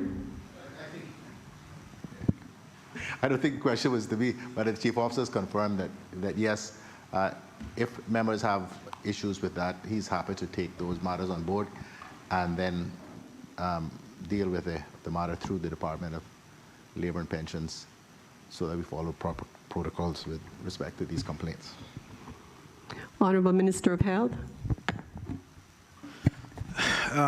Thank you, Madam Speaker. Didn't really want to get up, but I thought I could add some contribution that may help.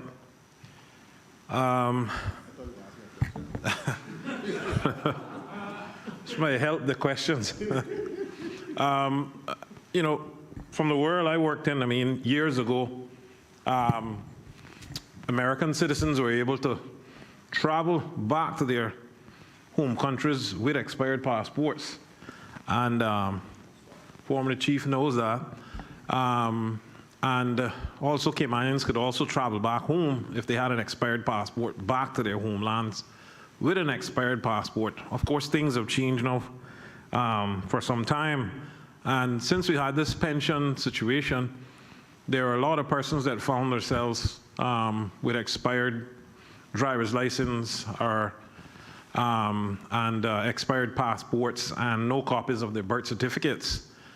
What I did in some instances, and it actually worked, and persons now have collected their pensions and so forth, I copied the expired passports and the expired driver's license or otherwise, and just simply noted on there as a JP that I have known this person for X number of years, and this is who it is. The purpose of that exercise is to actually, the pensions exercise was to identify that the person was who they say it was, not if the passport or the document was expired. So I'm just saying that even in the case of a birth certificate, the same thing could be done if a JP or a notary public knew the person personally, could actually vouch for the person and notarize the document same-wise. So I just wanted to say that there is a way that it can work if persons are caught in this situation that has worked, even presently. Thank you. Deputy Leader of the Opposition. Thank you, Madam Speaker. I wonder if the Honourable Minister could let us know what sort of increase in pension, labor, immigration violations has the various departments experienced being reported in terms of violations or just alleged violations since March 1st. Honourable Premier.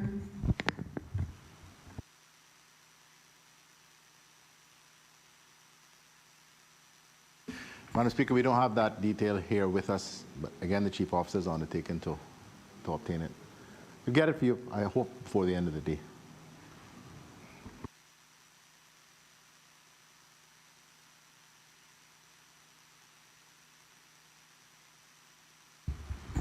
The elected member for Georgetown Central to ask Honourable Deputy Governor question number 24. Member for Georgetown Central.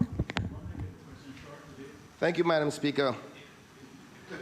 Can the Honourable Deputy Governor provide an update on the Cayman Regiment?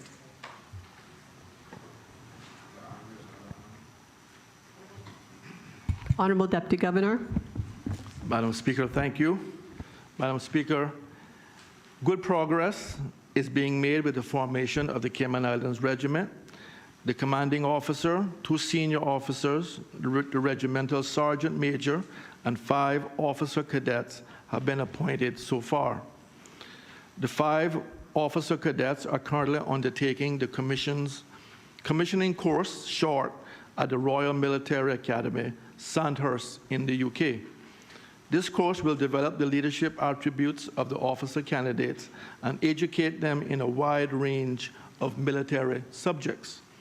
The course is being funded by the UK government. Selection of the first cohort of reservists has begun. This selection is designed to fill the first 50 places in the regiment. A total of 349 applications have been processed, with 148 candidates eligible for selection and a further 42 that require further assessment. Selection events will run from late June to mid-July, and successful candidates will start training in early August. This training will involve a 14-day non-residential training camp in Grand Cayman, which will teach a wide range of military and disaster relief skills.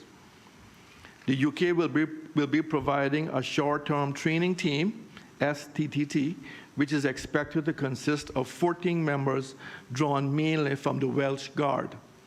The team is being funded by the UK government and will arrive in Cayman in mid-July to enable them to undergo quarantine before the training commences. The UK Ministry of Defence are also preparing to provide and deliver the personal equipment and uniforms for the new recruits before the training commences. This is also being funded by the UK government.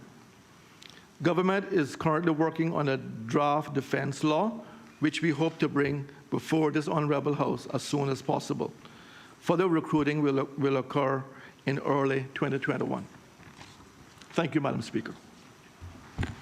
Member for Georgetown Central. Thank you, Madam Speaker. Can the Honorable Deputy Governor say, of the total 349 applicants, how many of them are Caymanian?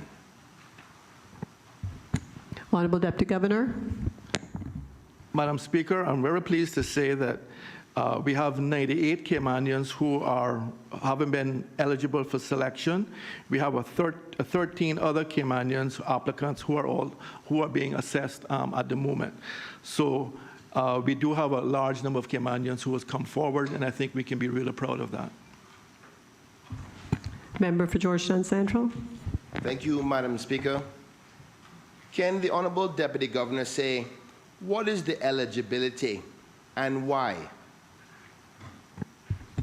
Honourable Attorney General. Honourable Deputy Governor.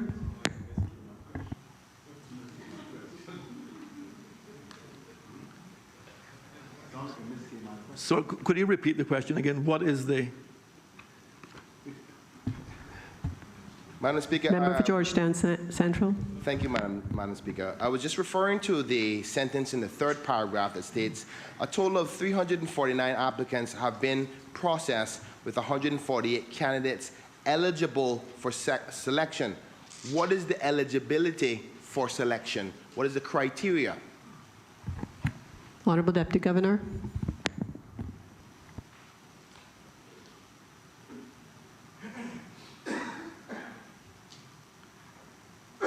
Madam Speaker, I don't have the job description with me. I can get it here shortly, but I don't have the actual job description and the advert that we placed.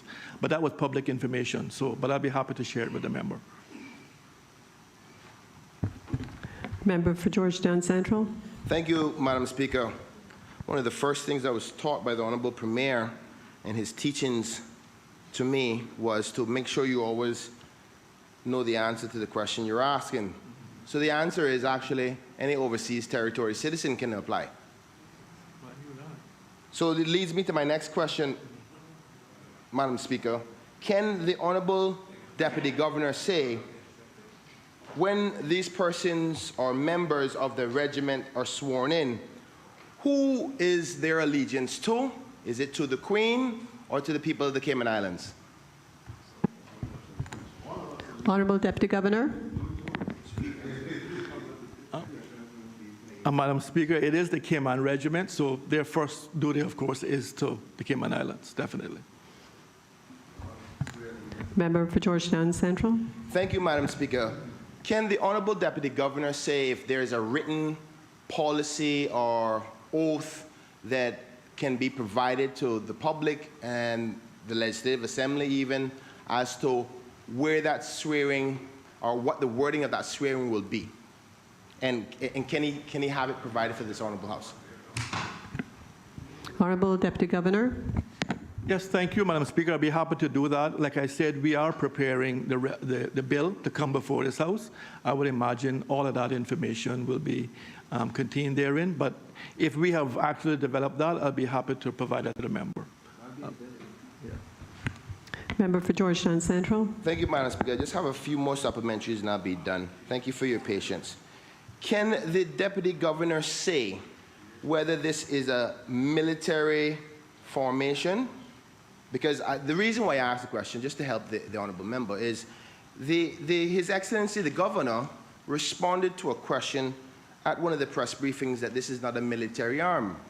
But on the government website, it says, the Cayman Islands Regiment is Cayman's first formal military formation. The role of the Cayman Islands Regiment is for disaster relief and security of the Cayman Islands, key part. and the wider Caribbean. Our mission is to recruit, train, and develop soldiers and officers within the Cayman Islands. Now, Madam Speaker, you may ask, the public may think, or yourself may come to the conclusion, well, why am I asking these questions? If that's what they have on the government website, that we're recruiting soldiers and building soldiers, I want to know who their alliances are to. Because I recall, even before I was elected, the plan for the regiment here was to train Caymanians to help protect Cayman. I just want to make sure that we're still on that path, because also in the answer is talks about the UK paying for everything. Why are we not paying for it? So you can answer that question as well. Honorable Deputy Governor. Yes, Madam Speaker. The member is correct in his description of what the regiment is for. I think their ability, or their purpose, first and foremost, is humanitarian aid and disaster relief for the Cayman Islands. But they also have a role in security, supporting the RCIP. Madam Speaker, I think we can draw good reference from the Bermuda Regiment. The Bermuda Regiment has been in place for years. When we had a national disaster here, Bermuda sent over their regiment. They provided invaluable help to us after the hurricane, humanitarian relief. We want to be self-sufficient here. We don't want to have to be relying on other countries to come and support us during these difficult times. Maybe at some point we'll be able to return that favor to Bermuda or other overseas territories. But right now, I think we have a really good system that we're setting up here. We have been talking for years about our cadets not having a natural progression, moving up from your cadets into another organization, and this is what we're hoping to achieve here. So the allegiance is to the Cayman Islands. It is a Cayman Islands regiment, but again, in times of national disaster, we will do as we have always done, and we should be proud to do, support our other overseas territories if necessary. Member for Georgetown Central. Thank you, Madam Speaker. Crave your indulgence, Madam Speaker.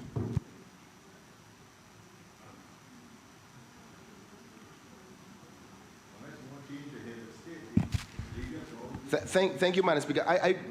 If you allow just a little patience with me, I want to make sure that the Honourable Deputy Governor understands that I'm not trying to suggest that this is not a good plan, because it is. But I think it's fair to say that there is a bit of a tension in the public amongst the people about how this is being laid out.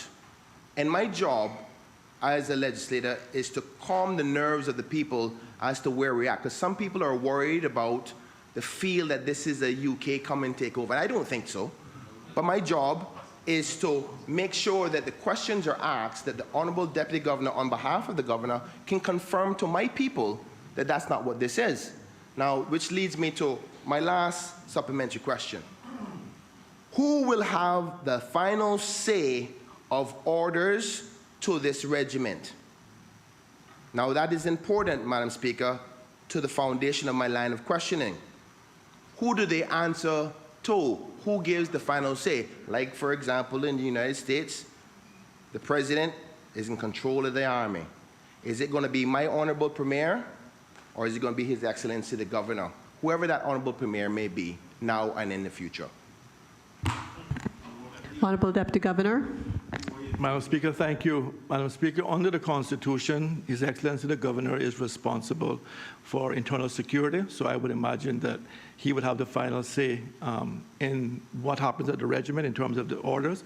But, Madam Speaker, the same applies now with the RCIP, and we don't have issues there. Any major decisions the Governor would make in relation to the RCIP would be done in consultation with the Premier, the National Security Council. I don't see that changing in relation to the regiment. Madam Speaker, if I can... Honourable Premier. Obviously, we've had many discussions about this. This idea was one that I pushed forward when we were in government from 2005 to 2009. And I know in particular the leader of the opposition was very supportive of it. So there is still discussions going on between my office and that of the Office of the Governor about how this particular tension, which has been correctly identified, can best be dealt with. I think, as the Deputy Governor has said, we have a good example in the way the Royal Cayman Islands Police Service works. And of course, I have been advocating for years that we should have a police commission, really, that helps, again, to have less direct involvement in the way the police operates by the Governor's office. And of course, we have the National Security Council, which does, again, have a role there. So there is going to be built into the legislation, the draft legislation which we're going to bring here, provisions dealing with these issues, but all of them have not, been settled at this particular stage. But at a very minimum, I will insist, before I bring the bill, that there is a process for consultation with the Premier and the Cabinet on how the regiment is deployed in whatever times they are. So these things are still to be worked out, but there will be lots of opportunity for scrutiny and debate by members of the House before the bill actually becomes law. Madam Speaker, just only to say thanks to the Honourable... Member for Georgetown Central, this is it. Last supplementary. Yes, ma'am. I just wanted to say thanks to the Honourable Deputy Governor and the Premier for that clarity, because all it says is recognizing that there is some tension out here. The public, I go in my community and everybody feels uncomfortable. And maybe it's just because of the delivery and the lack of communication, but I am glad that the Honourable Premier recognizes that communication barrier between this regiment, what it means for the people, is going to be addressed. So I appreciate that, and I look forward to hearing more from the Premier's office and the Governor's office about the relationship of this regiment and moving forward so my people can feel comfortable, because that's the purpose of the line of the question. So thank you, Madam Speaker.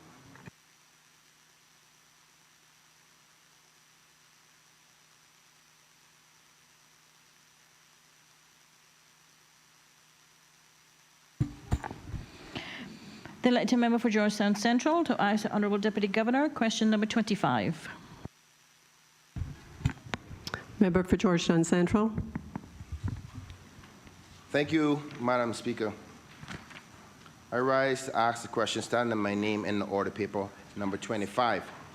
Can the Honourable Deputy Governor say what provisions in the civil service is the civil service putting in place to assist persons not proficient in the use of information technology or who have no access to IT in order to use basic government online services which have replaced the in-person services since the lockdown and the pandemic? Honourable Deputy Governor. Madam Speaker, I thank the member for the question. Madam Speaker, the civil service has been working extremely hard to increase the ways the public can access government service, including introducing more online services. However, we are also aware of the need to ensure that our services remain accessible to all of our valued customers, including those who prefer more traditional processes and who are not comfortable with or who do not wish to go online to access government services. The civil service is also cognizant of the fact that access to information technology can be a barrier as well, and not every resident has ready access to the internet. Madam Speaker, our goal is to deliver a world-class customer experience, and we know that the ability for the customer to access our services in a manner that meets their needs is essential to ensuring that we can reach our goal of delivering an outstanding customer experience. And so, Madam Speaker, while we shifted many of our services online, mainly out of necessity during the shelter-in-place orders, now that those restrictions have been lifted, we are resuming in-person access where that has been curtailed. Many of our departments are now transitioning to a hybrid service delivery model that includes a digital-first approach combined with the more traditional service delivery methods.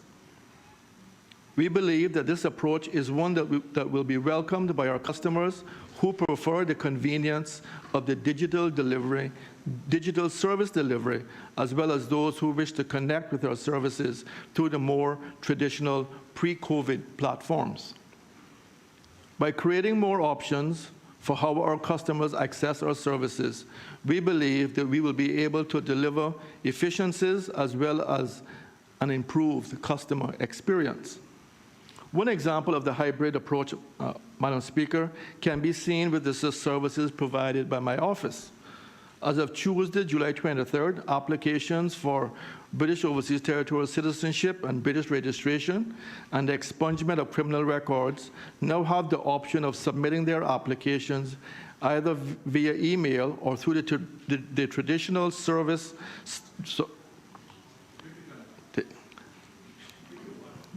Applications for expungement of criminal records now have the option of submitting their applications either via email or through the traditional submission of documents to our drop box at the Government Administration Building. With the support of the Cayman Islands Postal Service, we have also been able to expand our customer payment options whereby they can now pay the fees of our services in person at the post offices using the SWIFT postal platform. And, Madam Speaker, those who chose to pay their fees at the post offices are able to choose to pay with cash, check, debit, or credit card. This makes it easier for members of our community who may not have a checking account or a credit card to still be able to pay their fees for the services offered by my office. Other agencies are extending payment options this way as well, including the planning department. Madam Speaker, another example of the civil service providing service to persons who have no access to IT is the enhanced Dropbox facility that was introduced by 8 government agencies shortly after the lockdown. Madam Speaker, the Dropbox was located just outside of the Government Administration Building and allowed customers to drop off applications and other documents to various entities. Madam Speaker, while our government website is an excellent resource, there are still many persons who prefer to pick up the phone and speak to a real person when they have a question about accessing government services. While many of our customers are familiar enough with our services to know which agency they need to contact with their inquiries, there are still many customers who may not know which agency they need to call to get the information they need. During our COVID-19 response, I saw the civil service breaking down silos and working collaboratively to do what was needed to get the job done. And I recognize that if we want to deliver a world-class customer experience, we need to break down those silos for our customers as well. To that end, Madam Speaker, I'm very excited to report that we're in the process of launching a new call center to assist our customers with their inquiries. The new call center is a customer helpline that will complement the government website, www.gov.ky, to ensure that all residents of these islands or those doing business here are able to access the right information quickly, conveniently, and safely. We have redeployed some of our staff who, for one reason or another, were not able to return to their normal place of work. These employees, who are physically located in Grand Cayman and Cayman Brac, are currently being trained in customer relationship management, but more importantly, how to navigate services offered by upwards of 80 departments to find the information that they need and pass it to our customers.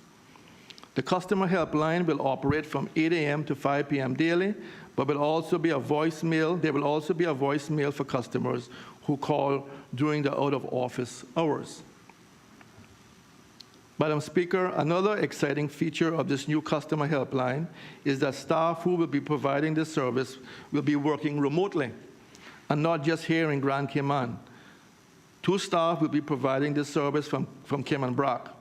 Madam Speaker, I believe this is really a really exciting example of how technology can be an enabler for bringing us closer together and creating jobs which aren't barred by geography. In regards to the honorable member's concern regarding access to the internet, members of this House will be aware of the Community Wi-Fi Hotspot Initiative, which was recently announced by the Honorable Minister for Commerce, Planning and Infrastructure. The provision of these 10 community Wi-Fi hotspots means that our residents are now able to access free wireless internet at strategic communication locations on all 3 of our Cayman Islands. The public-private initiative will help to remove internet access as a barrier to accessing our online services. Madam Speaker, the examples I outlined today are a small sample of the work that has been done across the civil service to improve our customer experience of and access to our services. But the work is not finished.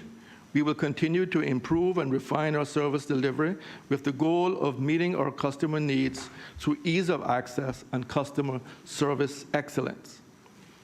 Madam Speaker, I have challenged the civil service to ensure that we do not miss this opportunity to capitalize on the lessons we learned during the pandemic crisis and to return to full service delivery better than ever. I am confident that this can be achieved. I want to thank the civil service for their continued efforts in this regard and the public for its patience as we build new portals for giving you the services you need delivered in the methods that you prefer. Thank you, Madam Speaker. Member for Georgetown Central. Thank you, Madam Speaker, and I want to thank the Honourable Deputy Governor for that comprehensive response. Before I ask my question, I just want to say that I am comforted by the comments today and previously by the Deputy Governor in respect to the understanding of this problem, because the lack of availability or understanding and efficiencies with technology. So I'm confident that though we may have had some failings through this pandemic, that God forbid if we ever have to, we won't have as much moving forward. That being said, Madam Speaker, can the Honourable Deputy Governor say whether the in-person services options are now available for all services that are available from the Cayman Islands government, or is there outstanding ones, and how soon will they be resolved if they're not already resolved? Honourable Deputy Governor. Thank you, Madam Speaker. Madam Speaker, just before I answer the question, just allow me to thank the member for raising this issue, because it is a real concern, and we have to be aware that it is our duty as a civil service to provide the services the way our customer wants. It's no good for us to say, oh, we're moving everything online and that'll make everything more efficient. If it's not benefiting our customer, then it's not a good service. So my mandate to the civil service is that from last week, all 100% of the services that were being offered needed to be up and running. So the government administration building is full operational. Persons can come there, interact with our receptionists, pay their fees, get business done. It's being done, obviously, in a very safe way. We have put up partitions to ensure that there is a barrier between the customer and the staff to keep both of those, our customer and our staff, safe. But yes, so we should be back now to 100% of all of our services being delivered, whether it is online or through in person, but it has to be delivered. Member for Georgetown Central. Thank you, Madam Speaker. One final one. Can the Honourable Deputy Governor say, in respect to the grants through the Tourism Department, and ideally this question is probably best suited for the Minister, but because it's a civil service matter to assist the ministers is why I'm asking him. Unfortunately, the option for persons who were misplaced from the tourism industry to apply for that $1,000 grant, the application process was done online. And I don't think that the option was available for them to do it any other way. Can the minister say if any other grants from any other ministry for that fact will now be guaranteed to be at least an in-person option because we recognize the inefficiencies of some of our customers? Honorable Deputy Governor.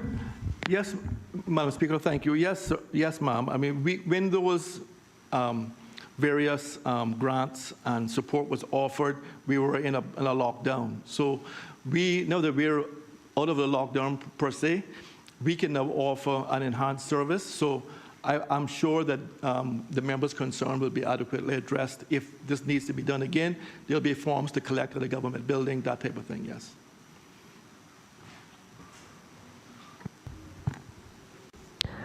Honorable Leader of the Opposition. Thank you, Madam Speaker. Madam Speaker, a couple of questions to the Deputy Governor. On the Wi-Fi hotspots throughout the country, can he explain to us how long these will be operational? Honorable Deputy Governor. Yeah. Madam Speaker, unfortunately, I don't have that information.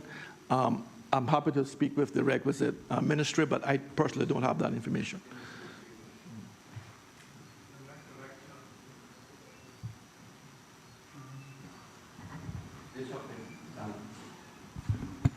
Honorable Minister of Commerce. Thank you, Madam Speaker. Maybe I could offer some assistance here. It is my understanding that the Wi-Fi hotspots are there for initially 3 months, and then we'll review it at that point. Honorable Leader of the Opposition. Thank you, Madam Speaker. That's why I asked, because that's what I was told when I was consulted. 3 months. Yet the Deputy Governor is saying that making this a part of the initiative in the country to be more efficient in his world-class objective. And I hope it continues, because it needs to be done, since the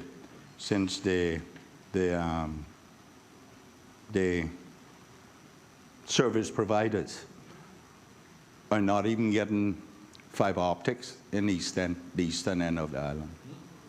I hope it continues. Maybe we need a few more. On the call center,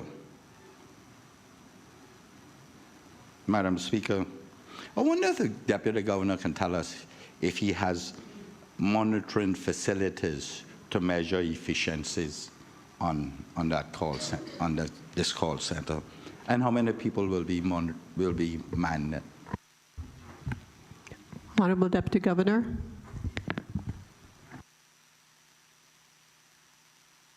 Madam Speaker, thank you.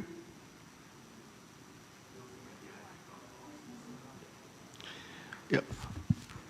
Madam Speaker, the call center is something that is just about to be rolled out. I think we have around eight staff. I could be wrong. Please don't hold me to that. I zoomed in on their training just to give them a vote of thanks and to thank them for stepping up. These are civil servants that have been redeployed. And like I said, they'll be able to answer the calls from home. They don't have to physically be in the office. So I think we're looking to start off with about eight persons, some in Grand Cayman, some in Cayman Brac, bringing them up to speed with what's happening in major departments. And yes, to answer the members' questions, we will monitor the calls. We are now in discussions with the various service providers to make sure that that is part of the program. And I did mention, Madam Speaker, that we're using the Dropbox facility at the government administration building and in other places like vehicle licensing, which went really well during the shelter in place. Honorable Leader of the Opposition. Thank you, Madam Speaker. Madam Speaker, all that the Deputy Governor just said is to facilitate our current situation, which is under this COVID, where we have people working at home and the likes, and we have 8 people redeployed, 8 civil servants redeployed. Is it the intent of the government to continue this thereafter? And when it comes to the redeployment or the staffing of that call center, will that call center be properly established? And will it still be manned by those redeployed staff, or the government intends to engage other people to manage that call center? Honorable Deputy Governor. Thank you. Madam Speaker, I thank the member for the question. Just to give a bit of background, Mr. Speaker, I am a big supporter of call centers. When I was head of immigration, one of the major complaints that I had was that my staff were not answering their phones. When we looked into it, what we found was that civil servants were so busy processing thousands of work permit applications, applications for permanent residents, that they just simply could not do both jobs very well. You're in the middle of listing an application, someone calls and says, can you tell me where my application is at? You got to stop, you got to go and make the query, you answer the query, you're about to get back into your regular routine, phone rings, you can't do it. It's just not efficient. So, and it's either they were going to answer the phone all day, or they were going to ignore the calls and do the work. And we were obviously not prepared to have the customer inconvenienced. So we developed a call center, and that really solved the problem 100%, whereas every single call was answered by about 4 or 5 staff. They were knowledgeable, they had the computer system in front of them, and all they did was to provide the correct information to our customers. And that is still in existence today, and it has worked exceptionally well. We now want to use that same model for the wider civil service. I'm sure all of us in this honorable house has had that complaint that somebody from some department in government is not answering their phones. We want to silence our critics in that area. So while this is something being done temporarily, certainly the vision that we have is for this to be a long-term solution. I cannot say at the moment with conviction that this will always be staffed by redeployed staff. Certainly I'm not minded to grow the civil service to put persons in a call center. We will try to do as much innovation as we can, but the plan at the moment is to try it, see if it works, and then move to a more permanent solution. Honorable Leader of the Opposition. Thank you, Madam Speaker. But Madam Speaker, what the Deputy Governor has just explained, this does not provide that. In that this is only to direct the people, customers, as to which department they should call. So it does not alleviate, nor does it provide for the Deputy Governor what he provided when he was in immigration. It still means that the person is going to call the department where that service is provided. That's all this is doing. So how are we going to deal with that in the department, that people get responses, phones are answered, and response within a particular time? Is there a measurement that we are going to be using to ensure, and that's the monitoring I talked about there, is there a measurement we are going to be, that will be placed on civil service answering their phones and or responding to queries? Honorable Deputy Governor. Yes, thank you, Mr. Speaker. The short answer to that is yes. So recently we had internal audit do an audit of just that. our ability to answer phone calls in a timely manner. The report was actually not bad at all. It showed, I think, sorry, I better not guess, that the vast, vast majority of all calls to various departments across government were being answered. There were a few agencies that were not up to par, but that was the exception. So yes, I do have the ability, or we have the ability right now to find out where there are issues in terms of staff not answering their phones. But this, Madam Speaker, I think is a real good start for us. It makes sure that every call to government get answered. If the staff cannot answer it there at the call center, they can reroute it. But obviously, if no one then answers the phone in those departments, it's going to come back to those persons. And then we can build in accountability and ensure that all the calls are answered, either by the persons in the call center or by the technocrats in the various departments. That is the plan. Madam Speaker, if I may, Honourable Leader of the Opposition. The question is, how are you going to deal with it when it's not?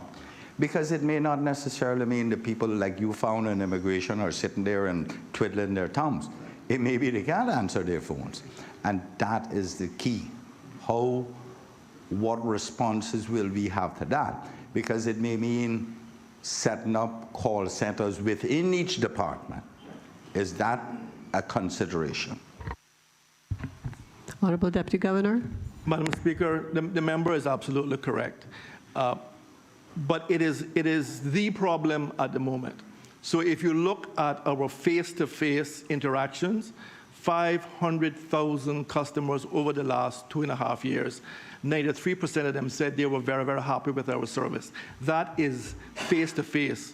It's not the same on the telephone. So we want to basically create what we have created with the face-to-face, with the on the telephone side as well. And this is the first start. Everything the member says I agree with. We may have to look at call centers within individual departments, but exactly. But for right now, we want to try this model, see where we get to, and then obviously enhance it if we need to. But I thank the member for his suggestion. Relieves us. Deputy Leader of the Opposition. Thank you, Madam Speaker. I wonder if the Honourable Deputy Governor could tell us who is responsible for maintaining the information that is on the government websites. I say websites because some of them are all interlinked and so on. But things like keeping links to documents updated, contact information, all those sorts of things. Because what I've found, my experience has been, is that when you try, you go to the website, try to find something, it fails, then you call. So that would cut down on the amount of people calling for help. Honourable Deputy Governor. Yeah. Madam Speaker, I'm smiling because I think it was yesterday I saw an email go around to all of our government agencies telling them that the first order of business must be to update their websites, because that is a real issue. If we have the vast majority of information on our website, then no one needs to call. So if you look at the Department of Commerce and Investment, they have now started a chat box. So when you go in, you can just simply type in a question, and immediately a response pops up. We want those, what I call moments of magic, to be sort of recreated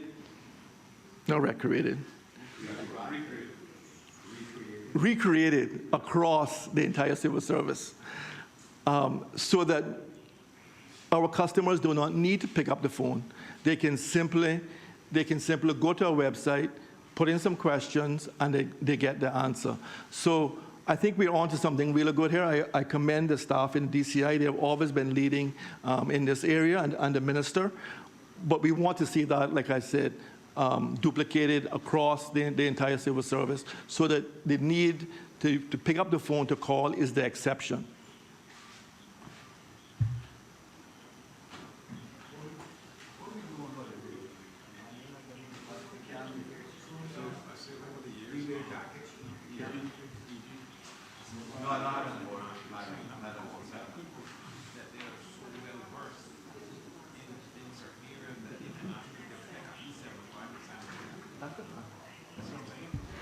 The elected member for Georgetown Central to ask the Honourable Minister of Commerce, Planning and Infrastructure, question number 26.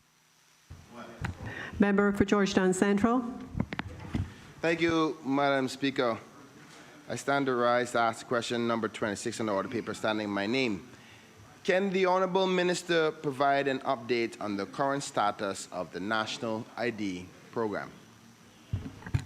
Honourable Minister of Commerce.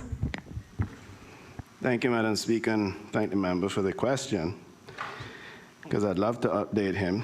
And I know that I'm in between us and lunch, but there's no short answer to this one, Madam Speaker. Madam Speaker, the global SARS-CoV-19 pandemic has brought the importance of digital services and the digital economy to the forefront. While the Cayman Islands have benefited significantly from the increased use of existing online services, current events have highlighted major gaps and opportunities in service delivery, particularly in the digital realm. Two key areas related to this. These are the National Identification System and the Population Register. Madam Speaker, work on the Population Register, which ultimately underpins the National ID, is on track for launch at the end of this year. Most of the technical solutions have been implemented and is currently in place today. The key dependencies remaining for the Population Register are supporting legislation governing use and maintenance, and the consolidation of data that will populate the register with accurate information on our island's residents. Madam Speaker, the data for the Population Register is being derived from the immigration data that sits under the control of the Workforce Opportunity Readiness Cayman's work system for residence information and general registries births, deaths, and marriages system, and the elections office voters registry system. The National Identification Number will become the single unifier between these data sets and will allow queries to be made against the source data.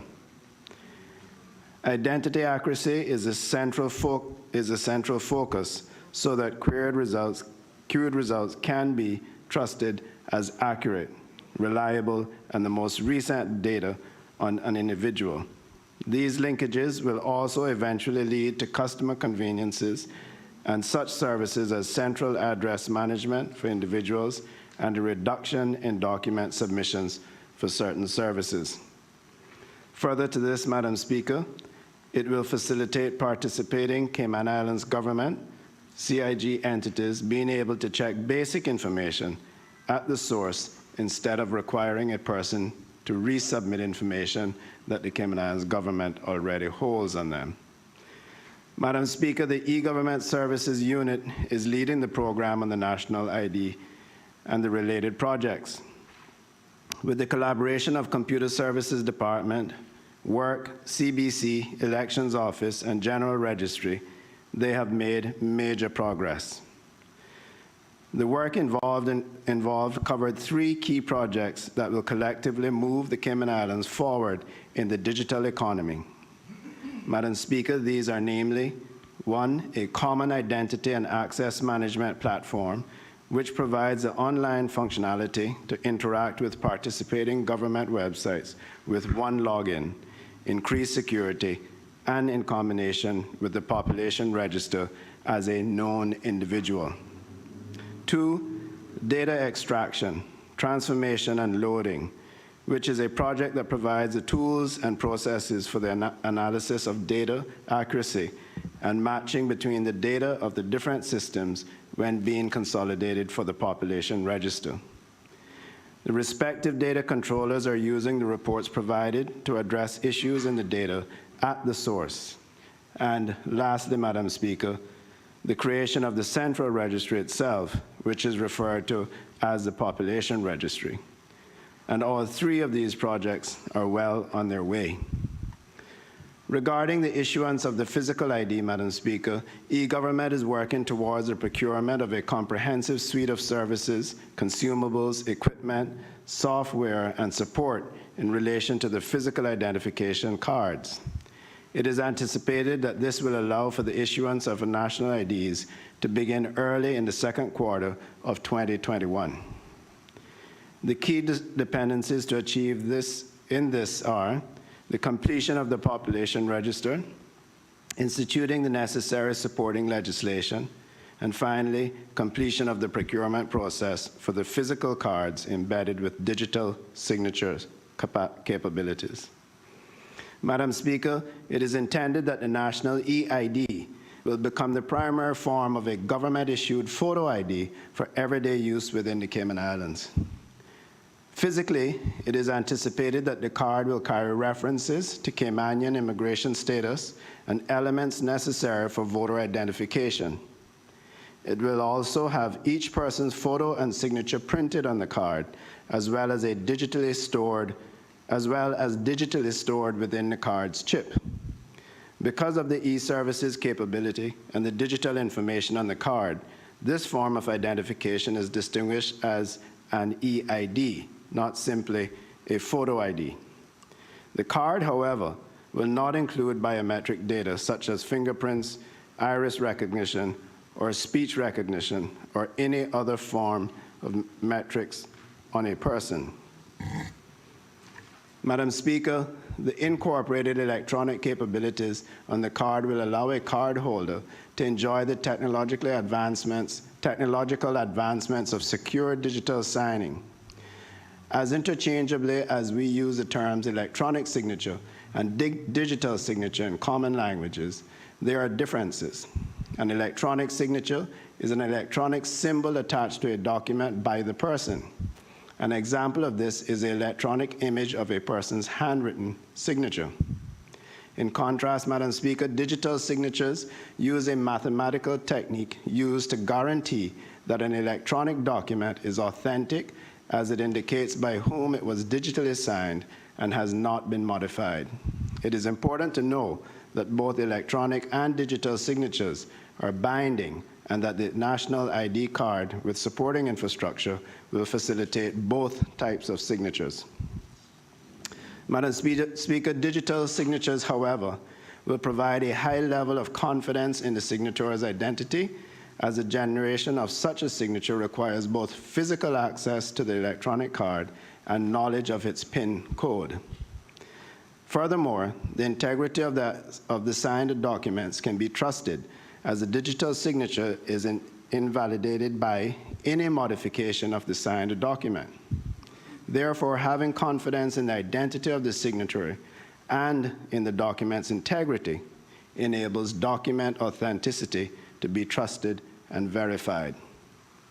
Madam Speaker, these features will take some digital maturity of the private and public sector services, but eventually they will lead to a reduction of occurrences for the need to have signatures physically. Notarized by witnesses such as notary publics or justices of the peace. Thank you, Madam Speaker. Member for Georgetown Central. Thank you, Madam Speaker. Can the Honourable Minister say whether this national ID will be mandatory for all citizens and residents and Caymanians to have? Honourable Minister of Commerce. Madam Speaker, we currently do not have a national identification program, and this ID will certainly become a national identification program. It will also act as your voter's ID as well as we progress down the road. It certainly cannot act as a driver's license because they have other tests, et cetera, to do, and it, at this moment, cannot act as an international travel document. But for all other purposes, this national identification can be used, and you can access many of your own files. You can give access as you wish, limited access for short periods of time to others to access your files. And so I think in the beginning, we will just encourage, and hopefully we'll be in a position to have an opportunity to start before the elections this year and having the card next year, having the card available for those who wish to have it available as a voter's ID. But the initial thought is that we would roll this out using agencies such as the elections office and others to distribute the cards and encourage everyone to get access a card. Member for Georgetown Central, do you have several more questions? I think I'll be finished in 5 minutes. Okay, thank you. Please proceed. Thank you, Madam Speaker. I don't think I heard the answer in the response just now by the minister, which was, is it going to be mandatory for everybody to have it? It's either it's not or it is, huh? No. Okay. Thank you, Madam Speaker. I think the member clarified that it's not going to be mandatory. Can the minister then say what kind of information will be on this card? I mean, I think there's some references to the person's immigration status and whether they're voters, but just because remember, our proceedings here in this House is not only for us to know, but for the listening audience to know as well. And I was expecting in the answer something like, you know, the number of your ID, the date of birth, your address, your status, your sex, your voter registration, your driver's license, or whatever the plan may be, or maybe there's not a plan yet, I don't know. But maybe the minister can explain what will be on the ID. Honourable Minister of Commerce. Well, Madam Speaker, I thank the member for the question, and it goes without saying that it would have your basic information that any other ID would have. It would just have it printed, but as well as digitally implanted. Madam Speaker, information can be shared physically on the card or electronically via a card reader. And initially, the intended information on the card will include proof of personal data, proof of immigration status, specifically Caymanian immigration status, proof of age available for minors, proof of national ID numbers, voter identification, official residential address, and signature. Apart from information sharing, the ID card will offer digital verification of the receipt, capabilities for digital document signing, use as something the person has for multi-factor authentication, and potentially as a local travel entry document. Member for Georgetown Central. Thank you, Madam Speaker. I want to turn to another question now where in the answer on page 3, the minister says the national ID will be finished or should be ready for the second quarter of 2021. Now, Madam Speaker, the second quarter of 2021 is April, May. That is right in the heat of the election period, and one of the key components the minister referred to that would be involved in this is the elections office, and they're going to be rather busy. So my question is, Madam Speaker, is it realistic? Is that date realistic? And ultimately, when should be the very first card printed? Honourable Minister of Commerce. Thank you, Madam Speaker. Thank the member for the question. Madam Speaker, the date is realistic. That is what I have been reliably informed as when we will see the first batches of cards coming in. I think I alluded to earlier that it is anticipated that we may have them available prior to the elections. However, what we will do is just give the options for individuals to come and upgrade their card to the digital ID card or use their regular voter's ID at that time. We will not try to switch out everyone prior to the election unless we are sure that we have enough time in advance to do so. But at the moment, the idea is that we will have them available if possible, and persons will have the option to obtain them. Member for Georgetown Central. Thank you, Madam Speaker. Is it fair to say then that we are expecting some legislation that the minister refers to in his answer to be coming to this Honourable House in short order in order for this to happen? Honourable Minister of Commerce. Thank you, Madam Speaker. It is anticipated we should have legislation here by the end of the year or within the first session of the new year, but I am pushing the team to have it done by the end of the year. Member for Georgetown Central. Thank you, Madam Speaker. Can the minister say whether this ID, whether the country has to rectify what I call stuck in limbo Caymanians, lost, or some people call them the ghost Caymanians, who are not really sure whether they're Caymanian or not Caymanian, because there's still a lot of those out there. In order for this national ID program to be done, and if it's going to have your status on it, aren't we going to have to resolve that problem first? Honourable Minister of Commerce. Thank you, Madam Speaker. Thank the member for the question. Certainly, the EID will assist in the matter. That is quite a complex matter. As the member knows, it is tied to a particular date. But what we will have happen is that all of the information, as I said, in the population register that is held by immigration and that is held by the General Register for Births, Deaths, etc., will now be in one place. But I think we have made great progress in persons confirming themselves as Caymanian.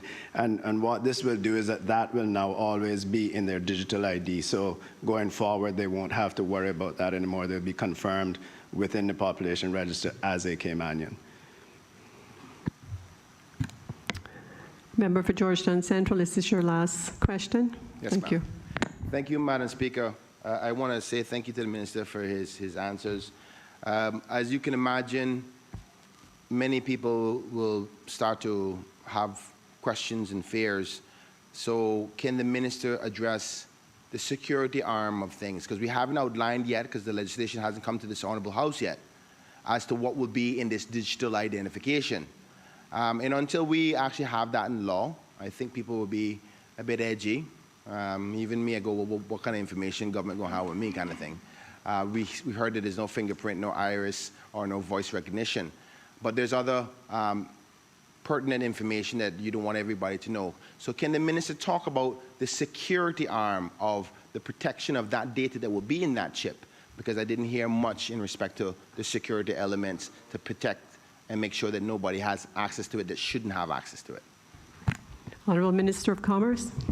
Thank you. The security, the back end of this, as they refer to it, that has already been formulated. And we already do things, I mean, the banks, for instance, with your debit cards and credit cards, but also at the moment you can get a ECID number, the DVDL, when you apply for your police records. So we have done a lot of work, and basically over the years, and I'm certainly not the most technical individual in the room, but over the last few years, they have been putting a lot of work and effort and testing into the security in the back end of the program. And so yes, we are aware that, and we are prepared, that this will be a very secure, your transactions using your digital ID will be secure, just as we do now with DVDL, or like you would do with the bank with your debit card, credit card, etc. So that is, that's the extent we're taking it, as a member said, and it's important. I saw some chatter around when I announced it a few weeks ago about the situation in Jamaica with fingerprinting and iris and that sort of stuff. We are not intending to do that. This is simply a card that has your electronic ID or EID on there, and you can choose what you wish to use that card for, who you choose to give access to, and how much access you choose to give them.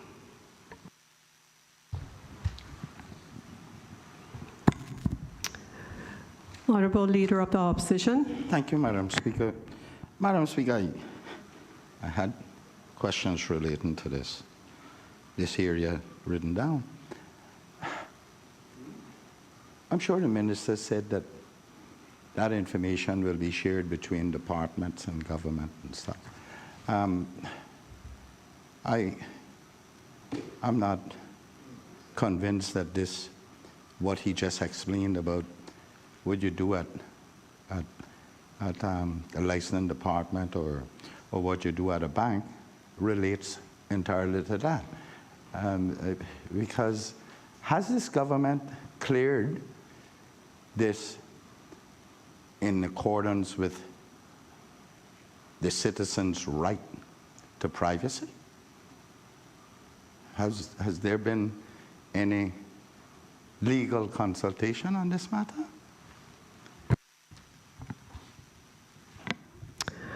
Honorable Minister of Commerce. Thank you, Madam Speaker. And just to clarify to the member, thank him for the question. I was referring to, I think the member from Georgetown Central spoke about a whole lot of personal information being on the card and how do you protect that. So that's when I was referring to you can choose what you want on there, you know, and refer to it being similar to, or just being an e-ID, electronic ID. Now, when it comes to government agencies, yes, there will be some agencies, such as if planning needs to talk to general registry or general registry to lands and survey, that sort of information, you can choose how much of that information they can access. But all of that, including the legal aspects of it from a point of privacy, et cetera, will certainly be covered in the legislation. Honorable Leader of the Opposition. Madam Speaker, this is not a simple case of prior to the Bill of Rights going into the law, into the Constitution, enshrined the Constitution. We are now a country with a Bill of Rights where government, they're vertical, they're not horizontal, and government has no right, or much less rights, to engage in the sharing of one's private information. And that's what I'm concerned about, because this thing started a long time ago. This didn't just start today. And it was merely a photo ID identification that we were hoping, which would alleviate some of the problems we're having. I am concerned about whether or not we have consulted from a constitutional perspective to see which and how much of that private information can be disclosed from one department to the other. Data protection. Honorable Minister of Commerce. Thank you, Madam Speaker. Again, Madam Speaker, the information to which the entity is granted access, when we speak about government entities, will be dependent on the justified needs and kept to the minimum as required under the data protection legislation. An entity such as the Elections Office or the Department of Vehicle and Driver's License would be able to reference address and identity information, or would not have the ability to update sections such as person's primary address. Additionally, Elections Office would be able to confirm Caymanian status. So you could use it to confirm Caymanian status, but you won't be able to do anything more than that. So it is done in accordance with the data protection legislation. And again, it's just, you know, when we do, and Madam Speaker, there's a tremendous push in the private sector right now, in particular the financial services, to get a similar identification done, so that within the financial services, both locally and internationally, they can move due diligence information, et cetera, and you don't have to provide 3 sets of due diligence to different agencies or banks or whatever.